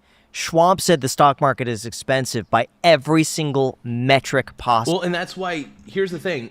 If the S&P 500 is expensive and the total U.S. stock market is expensive, look towards the international markets. You can keep your S&P 500 holdings, please. I think that's smart. But if S&P 500 is too expensive to buy, consider, I don't know, maybe consider adding international ETFs to your portfolio. Smart as hell, dude. Smart as hell. That's the way I see it, bro. You're a pink brony bro. And we dance at the gay clubs, oh my God. And I'm just having fun on the stage in my hooves. I'm wearing my man thong. Do you guys think I have a problem? Because I talk about man thongs quite a bit on this show. And yeah, I talk about man thongs a little too much on the show. Let's keep going. And if everyone is shouting we're overvalued, it makes me think the contrarian of that is buy more. Yeah, ironically, I agree with you. Here's the thing. It is true. If everybody's telling you one thing, it's sometimes best to do the opposite, depending on the situation. I'm not sure. I mean, honestly, if anything's overvalued, technically, I don't like to get into it unless there's a good future prospect going on. Obviously, I'm going to buy indexes, though, until the end of time. I mean, I'm an index buyer. Straight up. I'm always buying indices. Like, I think that's the best thing you could do is buy indices, man. In my opinion, I love buying indexes, man. I can't help myself, man. I just can't help myself. I'm an index buyer at the end of the day. I really am. Well, you and me, we can ride on a star. And if you stay with me, girl, we can rule the world. I actually think this is going to be the most frustrating rally ever, where people will look at 2026 and be like, how did this turn into another 2021? Where the gap between the bears and the bulls. Well, this happens, man. This tends to happen. A ton of people get in the market, they get overly enthusiastic, and then they realize, oh, we created a bubble because we all bought and none of us sold, right? And luckily, I mean, I buy in early on a lot of indices. I buy in early on a lot of things. So sometimes the best way to win is to be first. And I'm always first. Well, I wouldn't say I'm always first. But I'm as first as I could be, right? And then what happens is when everything goes up on a bull run, I then sell gradually and make profit. I make profit one way or another. I love swing trading silver just because volatility trading is something that I'm really into. And it has proven to be extremely profitable. Went astronomical. And some people just lost everything because they were bearish on it. And other people just made mega fortunes because nobody saw this coming. So how should this apply then to the average person? Because you have a lot of people out there that are saying, that, oh, you should just buy like mutual funds, very safe investments, T-bills, I say index funds are always the safest bet. I mean, if you want the safest of the safe, mutual funds, I don't like mutual funds because they're too active. Index funds are my fave because they're passive, low expense ratio, usually broadly diversified depending on the index fund itself. You just have to find, I just prefer diversification. If I can have, if an ETF can provide me diversification and exposure to whatever I want to be exposed to, I'm happy about that. Like a standard diverse portfolio. And then you have other people like Chris Camillo that say, hey, you should allocate a sizable chunk, a meaningful amount towards risk capital. Maybe like... No, I think having too much risk is stupid. Now, I think it's good to have a sliver of your portfolio that's at least exposed to some risky, volatile stuff, and that's what you swing trade. But I love swing trading silver. I love swing trading gold. You just got to be smart about it, man. You just got to be smart about it. Like some IPOing companies, some smaller cap companies, higher risk companies. What do you think the average person should be doing? Let's just say you take like the majority of people, they're earning between, let's say like 40K and 200K as a family. I know that's a huge spread. Yeah. But like, how should they approach today's market? Here is an absolute fact. If you're not creating content for your business, you're leaving a bunch of money on the table. But creating good content is expensive, time-consuming, and honestly just like really hard to do. This is exactly why we partnered with Opus Clip. They just launched Agent Opus, and it genuinely changes what's possible for content creation. Agent Opus takes your ideas and turns them into real, polished, social media-ready videos. All you have to do is upload an audio file, and it builds the video for you. No cameras, no editing software, and no production team. This means if you have a product or a service you want to promote, all you got to do is drop in the audio file or the script, and Agent Opus handles the rest. That's kind of cool. I mean, I do have Opus Clip. I don't know if that's in my plan, though. All I use Opus Clip to do is just edit down long-form videos that I have. So that's kind of neat. I like that. Talking text to video, done, and it actually looks good. And that's the thing. Honestly, most AI video tools just flat out don't even work. Agent Opus, on the other hand, does work. The output is clean, professional, and actually something that you'd want to post. So if you're ready to level up your content... Oh, if you guys can, don't forget to double tap your screen to like the stream. One more time, double tap your screen to like the stream. Let's keep going. Agent Opus is live and ready to help. All you got to do to get started is visit agent.opus.pro/iced. Again, that's agent.opus.pro/iced with the link down below in the description. Thanks again to Opus Clip for sponsoring this episode, and now let's get back to the podcast. Oh, yeah. The majority of people, they're earning between, let's say like 40K and 200K as a family. I know that's a huge spread. Yeah. But like, how should they approach today's market? If you're in that range, that 200 or 40 to 200, probably the best. I think you should always be in the market. I think you should be in international markets. I think you should be in the United States markets. I think you should always be invested and be as broadly diversified as you can, whether it's in stocks, whether it's in real estate. REITs are actually a good way to get real estate exposure and stay diversified in that sector. Silver, gold, you name it. As long as you have the good stuff, you're good, in my opinion. Best investment you could really make is trying to figure out how can you and your spouse increase your own income. There are people that I know that... And I'm always looking for ways to increase my income. I will agree with Meat Spin Kevin. I'm actually agreeing with him on that. I love you, Meat Spin. Went from being a nurse, and with overtime they're making $120,000 a year, to saying, you know what, I'm going to go back to night school and I'm going to study to be an anesthesiologist. 2-3 years later, I do have to take on some debt, but 2 or 3 years later, they're like an anesthesiologist nurse instead of a normal nurse. And now all of a sudden they're making $400,000 a year. They're an independent contractor instead of a W-2 person. Now they get write-offs. They could write off all their side expenses. They could write off, whatever, their education, you name it. And so what's fascinating... That is one of the things I like about 1099 is that I get to write off a lot of stuff. It is nice because it's true. Everything I do is for the business. Everything I do is for the business. And so it's like, it's all valid. It's all valid write-offs, and I love it. Fascinating to me is there's so many opportunities to grow your skill set and make more money that's where I would focus first for most people. Hold on, let's see what Trey is saying real quick. Trey's sending some messages. I just keep on buying more of the good stock that I do have, LOL, as well as buying other stocks. I got pretty good dividend checks from my Apple stock, Nvidia stock, and Tesla stock. I don't even work because the dividend checks that I get from stock covers my lifestyle through the year just fine. Exactly. Well, it's funny because I'm so diversified in various types of companies and stuff. My dividends actually cover a lot of things. Like, my dividends cover a lot. It's crazy how much they cover, ultimately. It kind of freaks me out sometimes. I'm like, oh my God, my dividends. Call it mailbox money. Yeah, here's the thing, man. That's why I love having my brokerage accounts, dude. I see my dividends come in, and it only inspires me to keep investing. The more I see my dividends come in, the more inspired I am to just keep investing and doing my thing. It makes perfect sense to me, man.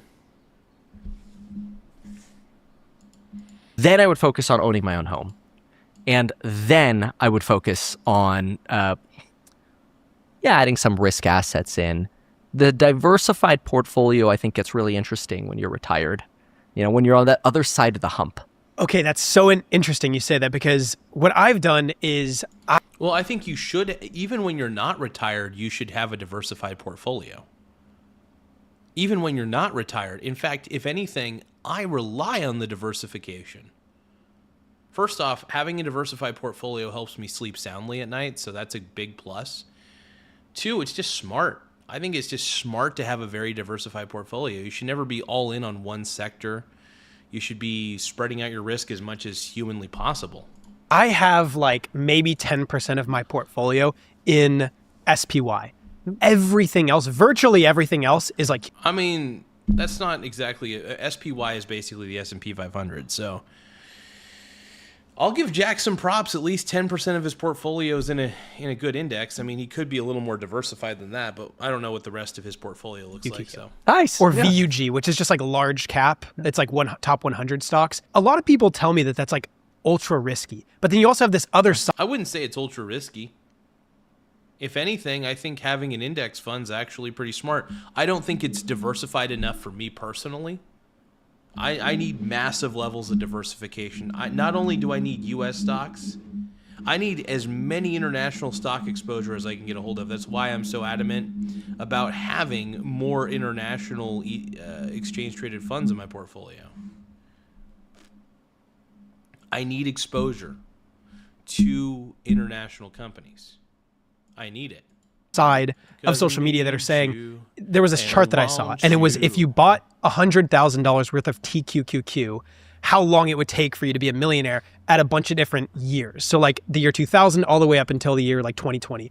And it was not long every year. Like maybe the longest was like 10 years, but even then, like people were, the returns of TQQQ are ridiculous. Yeah. What do you think about also the alternative side of like having ultra risky ETFs, like triple leveraged QQQ, which is like... I don't think there's anything wrong necessarily with triple leveraged.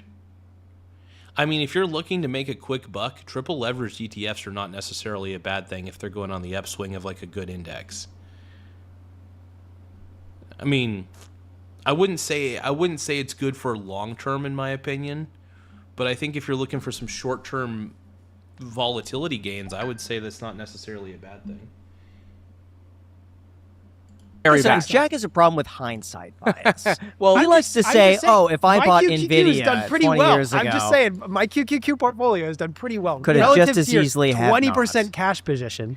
I mean, in fairness, over the last 26 years, we've really had a technological boom, right? I mean, look at where we were with technology 20 years ago.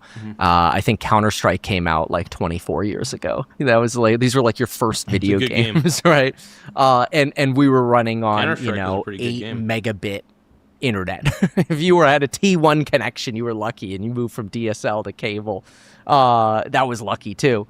But anyway, so yeah, I mean, there is some hindsight bias there, but I actually think the SPY and the Qs that you said, great. I wouldn't touch triple leverage because I think as soon as we get our credit event, which will happen one day, some black swan, whether it's private credit or all this crazy off-balance sheet financing that's happening with like Meta and the big, the blue owls and the mega caps to finance their data centers, all that crap's going to implode one day. It's all going to zero one day. They're going to overbuild and it's all going to crash. And when that happens, it's not going to zero. I think AI is here to stay, and the more that they build, look, it's not all going to crash to zero. I think Meet Kevin's a doomer, and I think he's kind of. And here's the thing: I'm not going to lie. I do think Meet Kevin's a little bit of a village idiot. I do. I think Meet Kevin is kind of a village idiot. I don't listen to a word he says because I think he's full of it. But Meet Spin Kevin is a village idiot, in my opinion. Straight up.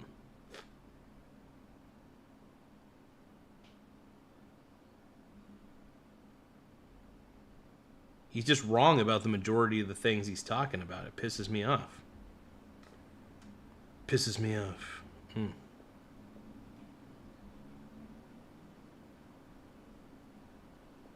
I will say, though, I've made a little bit of dough on this bull run.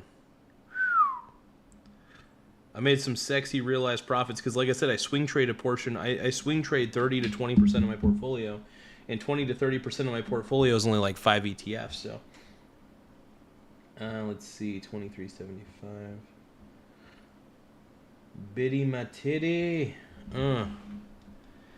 Bitty my titty. Why is everybody so mad at me? Is it because I only bitty? Everybody is so mad at me. Why do you have to be so mean to daddy? Why do you have to be so mean to me? Is it because I'm more diversified than you? QQQ is really going to suck. In fact, it'll probably go to zero, which... The QQQ... Dude, are you an idiot? Come on, dude. There is no way the QQQ, which holds 100 different companies that are really good companies, by the way, is going to go to zero. Well, could it crash? Sure. Could it crash 30, 40% in a year? Without a doubt. Without a doubt. This is where diversification comes in. It gives you a little bit of protection from downside volatility. But if the QQQ were to go down 30 or 40 or even 50% in a year, you should rack up on that. Buying the dip on an index like the QQQ is smart, in my opinion. Not financial advice, just entertainment, educational purposes only. You can't come back from zero. That's actually why the SEC just banned 5x leveraged funds. Oh my God. Yeah. They had 5x? Why did I not know about this? Oh, man. They had 5x leveraged. Actually, I'm not going to lie. If there was an S&P 500 5x leveraged ETF, I'm not going to lie, I would get into that. So they weren't available yet. So they banned it before they became available because it was getting so ridiculous. And if you look at just either the tariff shock... But yeah, no, I'll tell you what. If they had like a Vanguard Total World Index 5x ETF, I would totally be on board with that. I would buy the dip on that in a heartbeat. Would it be risky? Yes. I would swing trade the fuck out of it, though. It would probably be, in my opinion, one of the safer swing trades I could do. Or this Iran shock, I'm probably wrong on that, but zero. 5x would already be at zero. They would have all already collapsed. So the SEC, did a good thing there. They stopped that because they would have already been at zero. Yeah. 3x leveraged the next recession because we are so, we've never been through a real recession. Well, I don't even know that during COVID we had triple leveraged ETFs. We should look into that. But let's say we did. Absent COVID, because it was such a short recession, absent COVID, we didn't have triple leveraged ETFs in the great financial crisis. Back then, they would have all gone to zero. So you would always argue, hey, don't touch the triple leverage ETF. They wouldn't have gone to zero. That's ridiculous. They would not have gone to zero during the market crash. They would have gone down quite a bit, but they wouldn't have gone to zero. And in fact, if anything, by the way, during the market crash, if you would have bought those leveraged ETFs, if they would have existed, those 3x leveraged ones, when everything was to shit, you would have skyrocketed like crazy. So yeah, that would have been so advantageous. Meet Kevin, man. I don't think this guy can think. I don't think he has the ability to think beyond 15 minutes of himself. I just don't think he does, dude. I just don't think he does. Let's keep going. Yes. No. But you do think QQQ is fine. Totally. Oh, I think QQQ is great. Love it. If you're going to buy it long term, get QQQM. It's a little trick. So slightly different, but their fees are like, I want to say half, or you look into the fees. The reason is they advertise QQQ. So everybody who comes in from the advertising funnel buys QQQ because that's where they spread the name. Everybody who knows, like the financial advisors that they're trying to, also have used their product, they have QQM for them. And I it's a had lower fee. no idea. Yeah. So what do you think is the biggest risk to the economy right now that no one's talking about? It's that credit. That's it. So explain this like I'm 5. Because Jack is 5. Yes. Basically. Explain it like to Jack. A lot of debt that, so people owing other people money, and we don't know if those people are going to be around in the next 5 or 10 years, whether those are data centers, people who are building out, H100 NVIDIA facilities or data centers, or they are construction companies. I think data centers are going to be here to stay. I don't think AI is going anywhere. Same with the internet. I don't think the internet's going. I mean, like, people probably said the same thing about the internet back in the day. They said internet's a fad. It's only going to last a certain amount of time. Obviously not true. I think AI, people have become so dependent on AI. There's going to be such a huge demand for AI that these data centers are inevitable. And I don't think they're going anywhere anytime soon. I really don't. Companies that are building these and rapidly expanding their debt so they can hire people to build out, whether they're, generator selling companies, whether it's, not Generac, but there are plenty of other even private companies that are trying to build out data centers, and everybody's trying to expand quickly. So people are taking on debt to facilitate data center construction.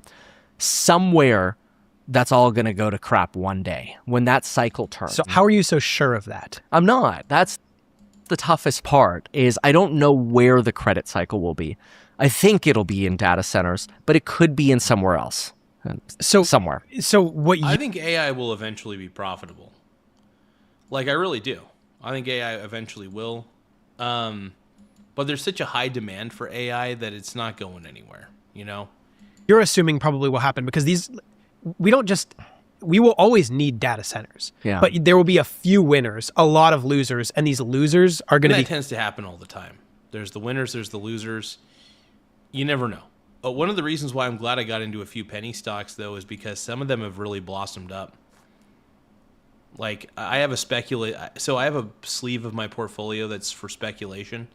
And, I love some of the penny stocks but with the help of ChatGPT, I was able to find these diamond in the rough penny stocks that end up getting like bought out by other companies and stuff. So it's pretty dope. You caught up in the credit cycle? Well, it's not financial advice, by the way. Typically what happens when you have an industrial boom is we overbuild. So there were like a quick comparison. If you go back to like the .com bubble, we always think of like the consumer .com bubble, like pets.com or whatever. But before that, you had the infrastructure build out boom. Dark fiber, basically. Let's lay fiber everywhere we can. I think there was a company called WorldCom and Cross Country, I don't know, whatever. Massive debt expenditures driven by spending from the big mega cap incumbents of the day, which is exactly what's happening today. Except just for scope comparison, back then, the total, like the highest annual CapEx spend was $82 billion from all of the mega cap incumbents back then. Uh-huh. Today, NVIDIA almost makes $80 billion in a quarter. In about 100 days, NVIDIA makes about $80 billion. Wow. The top 5 data center plays. Look, NVIDIA makes a lot of money, man, because they're selling their chips hand over fist. They're selling their chips hand over fist. Trey says, Kevin is the type that believes in his own bullshit and doesn't listen to what other people say, and he only takes his own advice. No, yeah, here's the problem is I don't think Meet Kevin understands how the world actually works. And we'll watch a little more Meet Spin Kevin. Maybe not entirely soon, but let's just take a look here.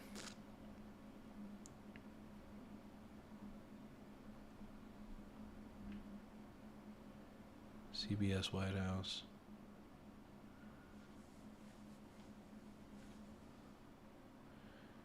So let's see. So I kept hearing things about like an Iran deal or something like that, right? Okay, so an Iran deal would make the Strait of Hormuz unrestricted. Good. All right, top That's of the the way it new should hour be. here. And just moments ago, we learned through sources confirming the U.S. and Iran have reached a deal to extend the ceasefire and launch negotiations on Iran's nuclear program. It's believed to be the most significant diplomatic development since this war began 3 months ago today. And that's where we kick things off at this new hour. Hello and welcome, everyone. I'm Sandra Smith in New York. John, good to be with you. Good to be with you as well, Sandra. I think the devil will be in the details, though. I'm John Roberts in Washington. This is America Reports. The 60-day memorandum of understanding is still awaiting final approval from President Trump. If it is signed off on by the president, the Strait of Hormuz would be, quote, unrestricted. The American blockade would be lifted, and the U.S. will commit to discuss sanctions relief and the release of frozen Iranian funds. Molly Hemingway and former Deputy CENTCOM Commander Mark Fox are here on this breaking news. But first, let's go to our Trey Yanks. He is live in Tel Aviv with more. What are you hearing? Give me one moment.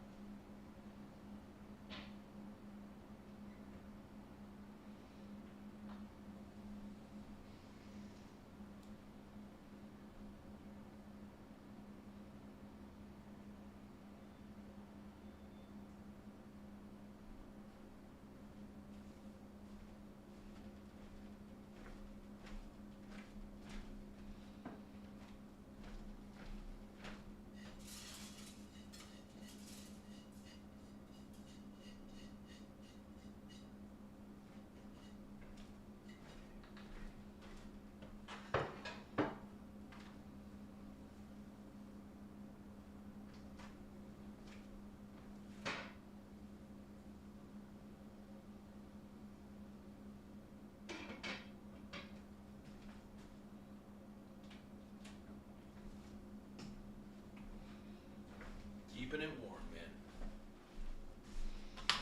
man. All right.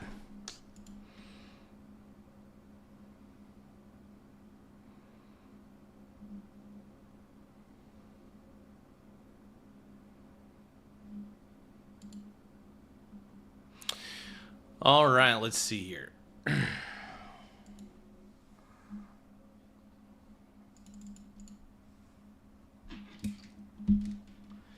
Hey, we got my boy Mad in the house. What's up, Mad?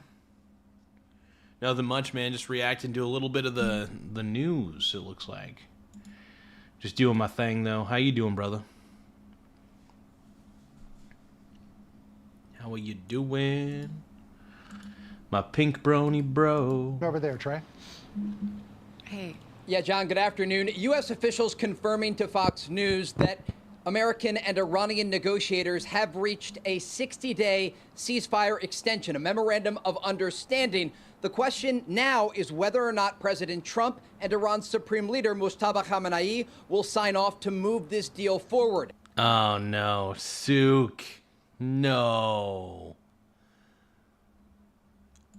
No. As part of the current framework, we are told this would extend the ceasefire and open the Strait of Hormuz. The issue of Iran's nuclear program would be pushed down the road. And already we're starting to see a splinter in the positions, at least announced by Iranian state media and announced by President Trump. You'll remember yesterday during that cabinet meeting, the president said he would not be comfortable with Iran exporting their highly enriched uranium to a third-party country like China or Russia. We do know a top Pakistani diplomat is expected in Washington tomorrow. Some of these finer details will likely be worked out in the days and weeks ahead. But as you said, John, the devil here is the details, because when we look at a situation like this, we have been here before, only to see the Iranians step back at the negotiating table and try to drag things out longer. The other question has to do with enforcement and where President Trump stands in terms of actually enforcing some sort of agreement with the Iranians. What would be considered a ceasefire violation if this agreement is extended? We saw overnight the Iranians launching drones toward a commercial vessel that was trying to pass through the Strait of Hormuz. Ultimately,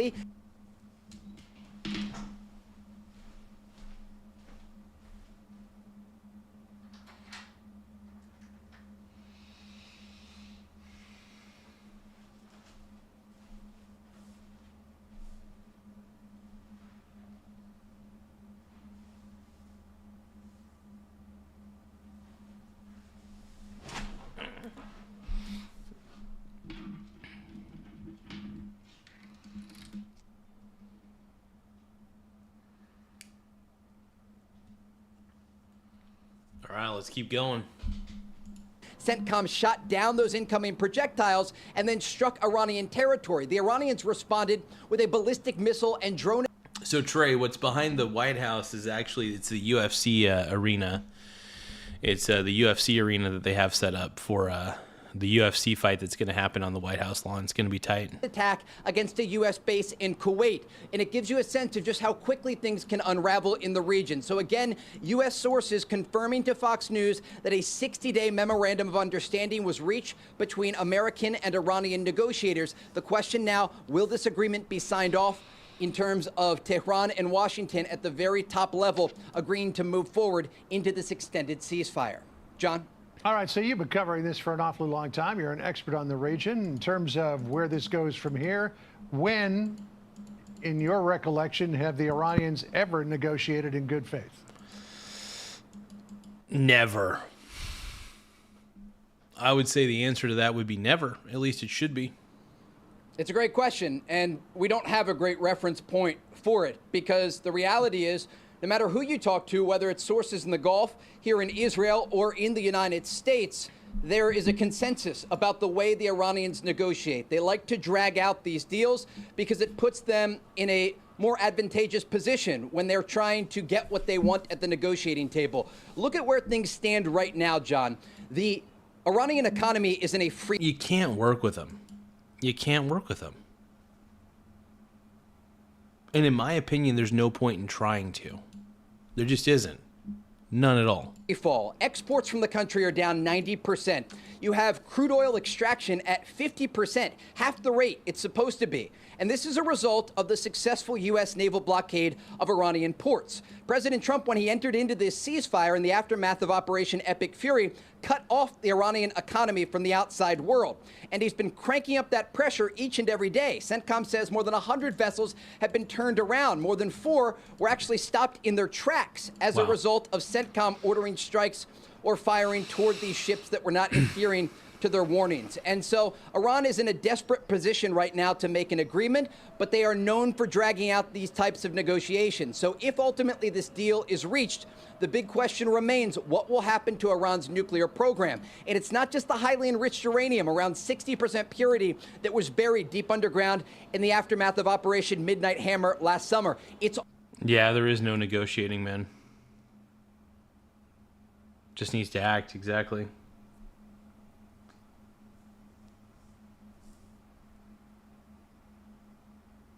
Yeah, I don't think Israel controls the U.S. as much as you think. I don't think that they control the U.S. as much as one would think.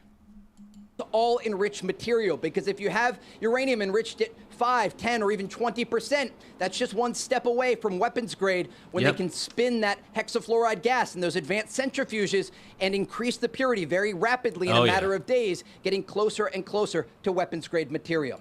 Yeah, so that's the thing. You don't want Iran to have any uranium, period. Because if they start enriching it, they could get close to weapons grade at any time. It won't take them very long. So, yeah. John? Well, seems promising, at least on the surface. But again, as we pointed out, the devil is in the details. We'll see where this goes. Trey Ying's kicking us off this afternoon. Thank you, Trey. Sandra? It's nerve-wracking, man. It's nerve-wracking. All right, let's bring in Fox News contributor Molly Hemingway on the news. Molly, welcome to you. Obviously, this is, as we just detailed, the most significant diplomatic breakthrough since this war began. But does this ultimately just put off the intense negotiations that will still eventually have to happen? Well, the beginning of negotiations does not mean that there won't need to continue to have things happen here. It is true that both the United States and Iran have needs here for things to get to a better position. What's hopeful about this current moment is that the U.S. was so effective in taking out that top tier of leadership. It was actually difficult to get the high level of negotiations with the approval from the leadership. That they're making this success happen now. It is indicative that what the White House thought this weekend, which is that they were nearing this level of talks, that they were going to have success, but they had to give that new leadership an ability to be able to sign on to it, that prediction has been borne out. I want to also point out, bottom right of your screen, you can see that we are making very clear, we're going to hear directly from the White House here through Secretary Scott Bessent. He's going to be leading a White House briefing at 2 o'clock Eastern time, about 54 minutes from now. Quick look at the markets and how things... Yeah, we might watch that later. I don't know. I don't really know much about Scott Bessent. Maybe he'll have something interesting to say. We'll probably watch that a little bit later in the stream tonight, but, you know. Are reacting right now. Pretty muted reaction. The Dow is about flat on the day. S&P 500 and NASDAQ are up, but you can see how I had a few things up, man. For instance, silver and gold popped up quite a bit because I bought silver at really low prices yesterday. Like, I was able to get it at pretty good prices. So anytime you can get silver at a lower price, man, it's always worth it, in my opinion. But yeah, I essentially just use cash as leverage for the most part. It's pretty much all I do. I don't do anything fancy. I mean, it's funny because there really is nothing fancy about the way I invest. It's very, it's kind of boring, if anything. But yeah, no, I love, swing trading silver's become a very profitable venture for me. I mean, I kind of treat it like a business at this point because I'm, constantly involved in that world. So yeah, I really do enjoy swing trading silver, though. It's been, like I said, a very highly profitable venture for me. Very proud of it, though, overall. And things changed as the report from Axios came and now the confirmation from Fox News that we moved into the green. A quick look at oil markets as well. We did see oil markets turn lower on the news. Oil now at $88 a barrel, Molly, just below 89, I should say. And Brent crude is coming down as well. I'm looking at probably a delayed price. This is if it is real time, but we are back below $90 a barrel, Molly. Here's the details, what we know so yeah, crude oil's below $90. That's not bad at all. Gas is still going to be expensive for a bit. Don't get me wrong, but that's not bad. On this U.S. and Iran 60-day deal. It extends the ceasefire. It launches negotiations on Iran's nuclear program. Shipping through the Strait of Hormuz will be unrestricted. It includes a mechanism to help Iran start receiving goods and humanitarian aid.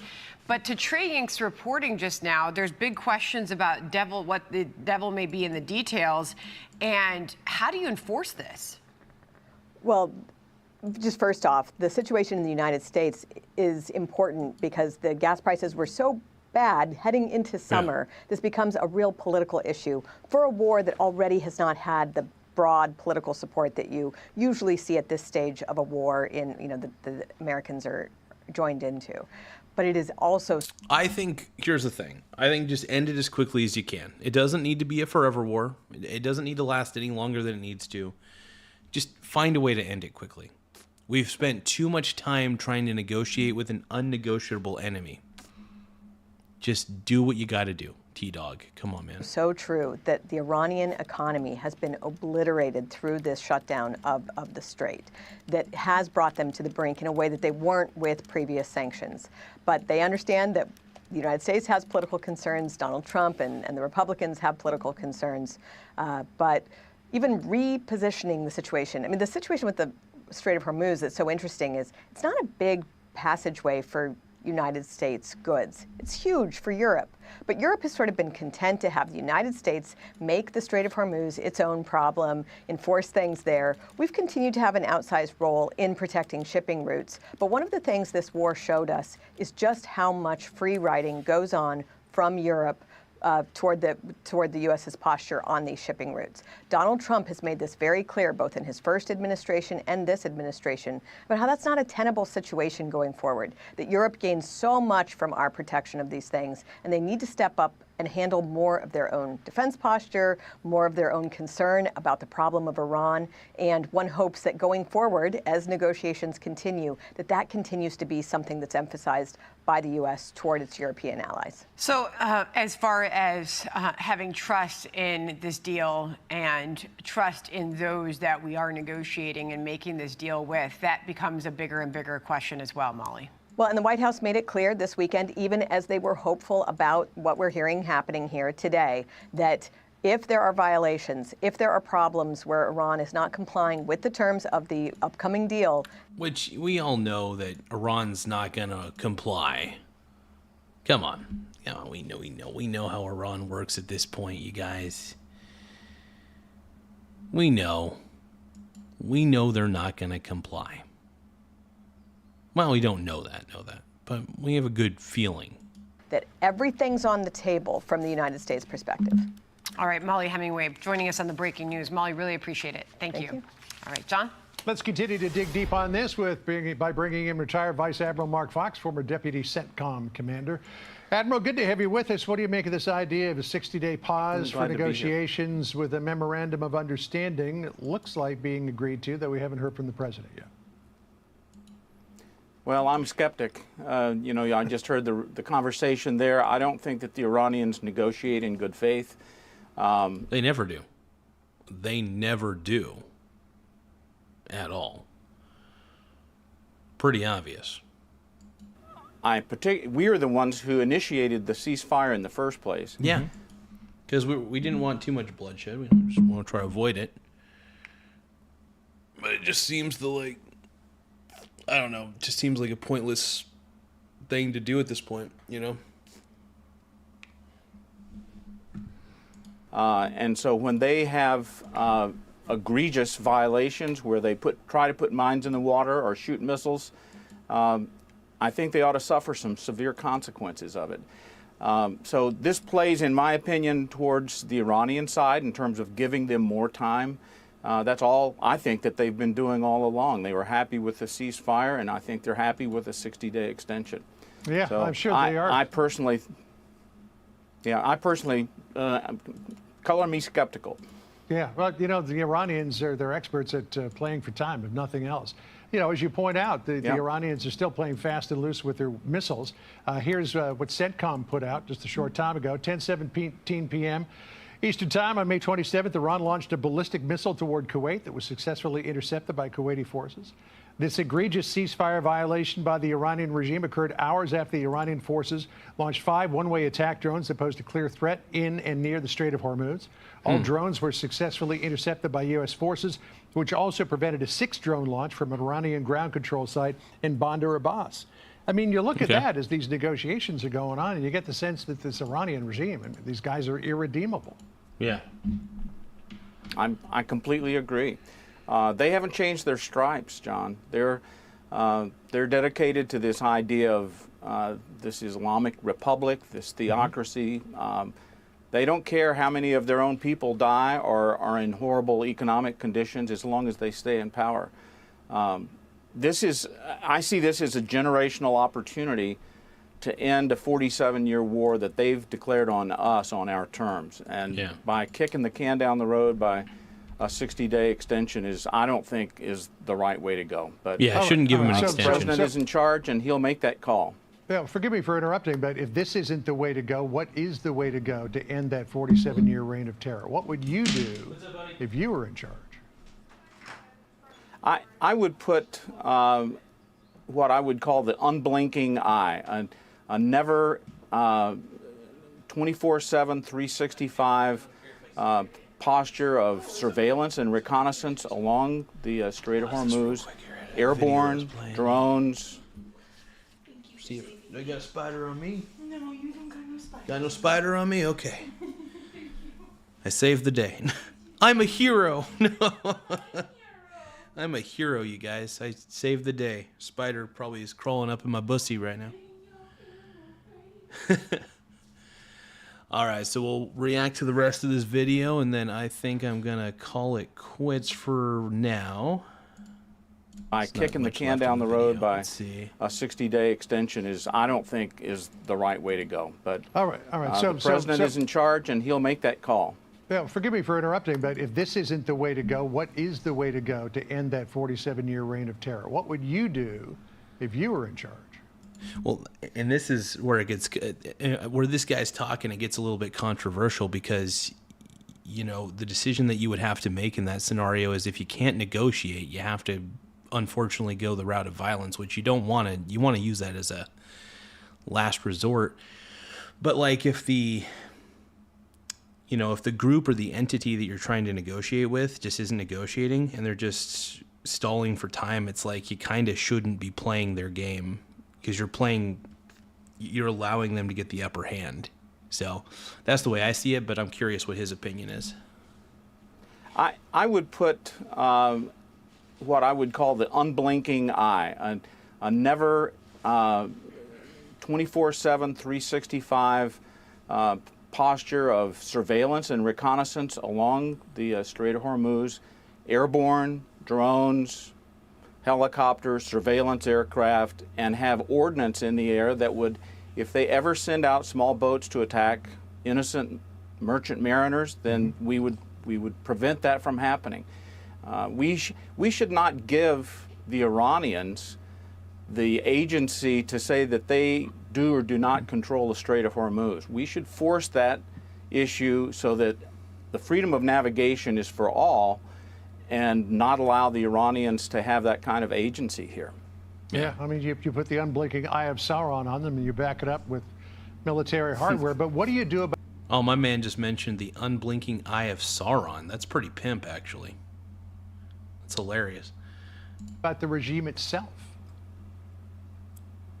Well, you've got to be consistent, I think, in terms of them suffering consequences, serious consequences, when they attack, when they cause mischief.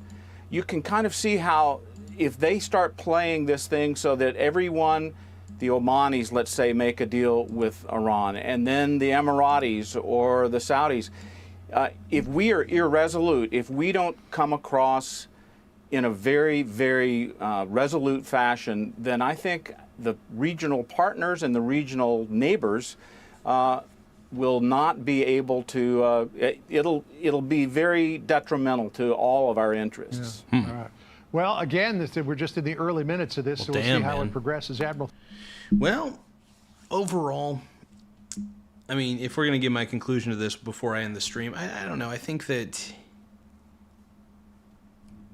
stalling for time is a bad thing. I mean, I look at it this way. When I'm playing chess against my buddy Jake, obviously chess is different than real life, obviously, but it is a game of strategy, right? So if I'm stalling for time too much and I'm not making the right moves in a timely fashion, I get burned, right? So I want to make sure that I'm making the most effective moves in the shortest amount of time possible. And I think that's the type of strategy that needs to be implemented here. And sometimes you just have to be aggressive. But obviously this is life. This is real life, so it's a different scenario.